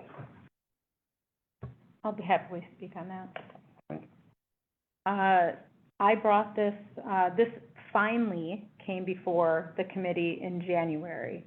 It was worked on prior to that, and it's been asked to go into attention since 2016. If that's not given enough time, Well, I wasn't even around in but I'm saying what we have right now. and the one thing you have to recognize is, these recommendations didn't just come from my corner of my mind somewhere, right? These recommendations came from a standpoint, not only from those who have to work within it, but it also came from a legal standpoint. And this has been a healthy time to review. Maybe if you haven't been in discussion with it, this is something that, our Public Health Administration, Dottie Kay, has had. She has sent an email out, and it's been before the Board of Health as she did a presentation. So the way that we don't get to see communications that come before the City Council, so if you're not paying attention to it, you don't get abreast to be able to show up at the other meetings. But it can't be on the back of this not having enough time. Again, this came before this committee in January, which you were alerted, and anyone paying attention who was alerted. So it is now 8 months later. The revisions weren't in that. It's, it's an unfortunate process considering within the framework in which we have before us at the City Council. We are working within what was approved so many years ago. We all would have been able to see this if it was structured differently. Unfortunately, the way that we are trying to govern and change ordinances, that's why this looks like this. But the eyes in which who have to work within it, and the legal department within our city has been able to work with it. The Joe Schmoes within the council, we've got to put our final yes or no vote. But the people who actually have some merits behind their name and for overseeing this, they've had plenty of time doing it. So, I don't know, what a random, unfortunately, I've been attached to this for some time, but imagine if I wasn't attached to this. What is me and my background going to be able to contribute anything of more of merit to this? So the people who can contribute merit have contributed merit. We heard from the Public Health Department, she has merit, and she's brought in a couple other health department and the police department and the Humane Society, so they have merit. We heard from them, and we heard from the legal department. So, giving more time for us to be able to sit and chomp it over, I think you mucky the water, as Alderman Weiner had mentioned, the frame. Well, there are a lot of discrepancies between different departments, obviously. Not big. Okay. And we have a motion and a second. Any other discussion or any other opposition? If not, all those in favor, please signify by saying aye. Aye. Motion carries. Any opposed? Aye. There you go. I will make these changes so that, it gets done within the next day and it will go to the common council meeting next week. To the next common council meeting? Still got one more thing. Yeah, no, she's talking about something else, not this. checking, because They're not talking about. things get lost in transit. I'll get it done. As Alderman Grady pointed out, we have one last item that's a non-voting item, and that's to discuss if we want to change the meeting from today to a different date. It's a great question, right? Tonight, there was a finance committee meeting? No, it's tomorrow. Oh, it's tonight? It's on Monday. On Mondays, there is finance. It's Monday, it's Monday. Usually. At 5. Yeah, it's always And Monday. then Tuesdays is Public Works. Oh, okay. services, and I believe they meet at 5:30 as well. Yeah. Sorry, did you call the last item on the agenda? That's what we're talking about now. Yes, they did. Oh. Yeah. Mhm. And that's been, right now, there were some items on the finance and personnel agenda that were here, Mhm. right? Mhm. So that's a cause of concern for me, that, and sometimes, a lot of, very oddly, some agenda items that I don't feel are related to finance and personnel are put on the finance and personnel agenda. And while we're stuck here in public safety and licensing, so we can't contribute to this discussion. Why couldn't we? Remember, Because we're sitting here. I was asked why not change it to Tuesday. Oh, Obviously, I know why we changed it, because some of it was because you guys had meetings out at the county. That was the reason I did that. Tuesday, but now here we are. So what did you say? I'm sorry, it was on, Tuesday, Public Works and Services meets at 5:30. so it's just, it'll cause the same type of So, concern. okay. So is that the end of Yeah. the discussion then? No, how are we on Wednesday? There are no other standing committees, so it's that day. Yeah, I guess Wednesday would work. So how would that be though, I for just the worry, clerk's office I to worry get about the the information? staff. And what about Thursday? Well, it's the same issue. Thursday wouldn't work too much for me. Wednesday would be fine. So if we met on Wednesday, how would it be for the clerk's office to get the information that's needed for the council meetings the next week? That's a good I point. would suggest staff-wise, if Wednesday be the latest, so that Thursday I can do minutes to make sure everything is ready to go for common council. You guys wanna think about it, or Which one? how you wanna do it? It don't matter to me, Monday, Wednesday, I gotta take off work every day. So the, this, So, the beast. So just to be clear, that would be this Wednesday, so that would be the second and the fourth Wednesday of the month. yep. And it's the first When? and third Tuesday, right? what day is it? Correct. Which Tuesday is council? The first, it should be the first and the So third first and- Tuesday of yeah, the so month. second and And fourth. sometimes it is, sometimes it's not. So second and fourth would work if we did it on Wednesday, then. The second and fourth Wednesday. I said, why don't I I just worry look- about the staff too. No, that's what she was saying. Well, the clerk's office only liaisons for PSL, correct? We do other committees, too, but yeah, You mean a- standing a committees, yes, it was A just, different schedule? You're actually, Yeah. yeah. What other committees do you do? Committee of the Whole, Board of Review, Due Process, Board of Ethics, Executive. But those don't meet, They don't meet regularly, yeah. and those usually are during the day. So would that, Six, Committee of the Whole. So what about, the city attorney's office? Wednesdays? Other Mondays? I can take the working committee, I can move it. I mean, it sure would allow us to be able to see, attend other meetings, you know, having them overlap creates a challenge. I'm hearing that, I'm fine with it, so I'm hearing that we're all in agreement, is that, I think Alder Kelly's checking. okay. Doesn't matter to him, he's playing hooky from work anyway. Sandy said it didn't matter to her, he said it didn't matter to you. I would prefer that standing committees did not meet at the same time, at the same day. Is it possible for the? But you guys to be changed earlier it. on Mondays or no? What, yeah, I mean, I've rushed here, you saw I was late. Yeah, I get back I work Monday and Wednesday in Milwaukee. It just happened today. This is, open up a window.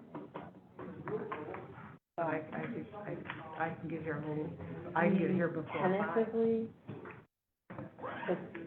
so last week Wednesday I had finance, so we meet every 2 weeks So that would be, at the county, 5 o'clock. Do you meet every 2 weeks or do you meet every first and third? you meet every, It's every first, is it?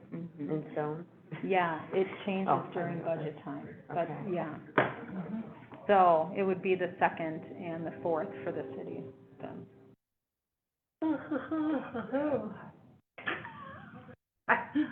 I leave my house at 6 in the morning. It's hard. Does this require a motion? No, I think we can, No, We don't need, do we need a motion to do that? No.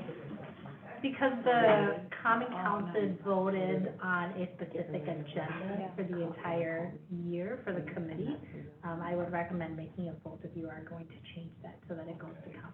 Is there a motion? make your, You know what, I would just assume that we delay making an action until our next meeting so that we can be sure that it's not gonna jeopardize other calendars. Yeah, I can't pull it Okay, up right let's now. do Yeah, that my, then. my, yeah, because I don't want to change back if it's not gonna Okay. work. Sorry. In that case, we are adjourned. Oh, yeah, I would need an actual motion. I need a motion, Item. a motion to adjourn. A motion to defer the item to the Second. next public safety meeting? What? Okay. Oh, okay. We didn't have an agenda, that's all. All right, Once we any change it, when we opposed? change it back and forth and whatnot. We are adjourned. We're gonna have a police report next month? Remember, That's what I'm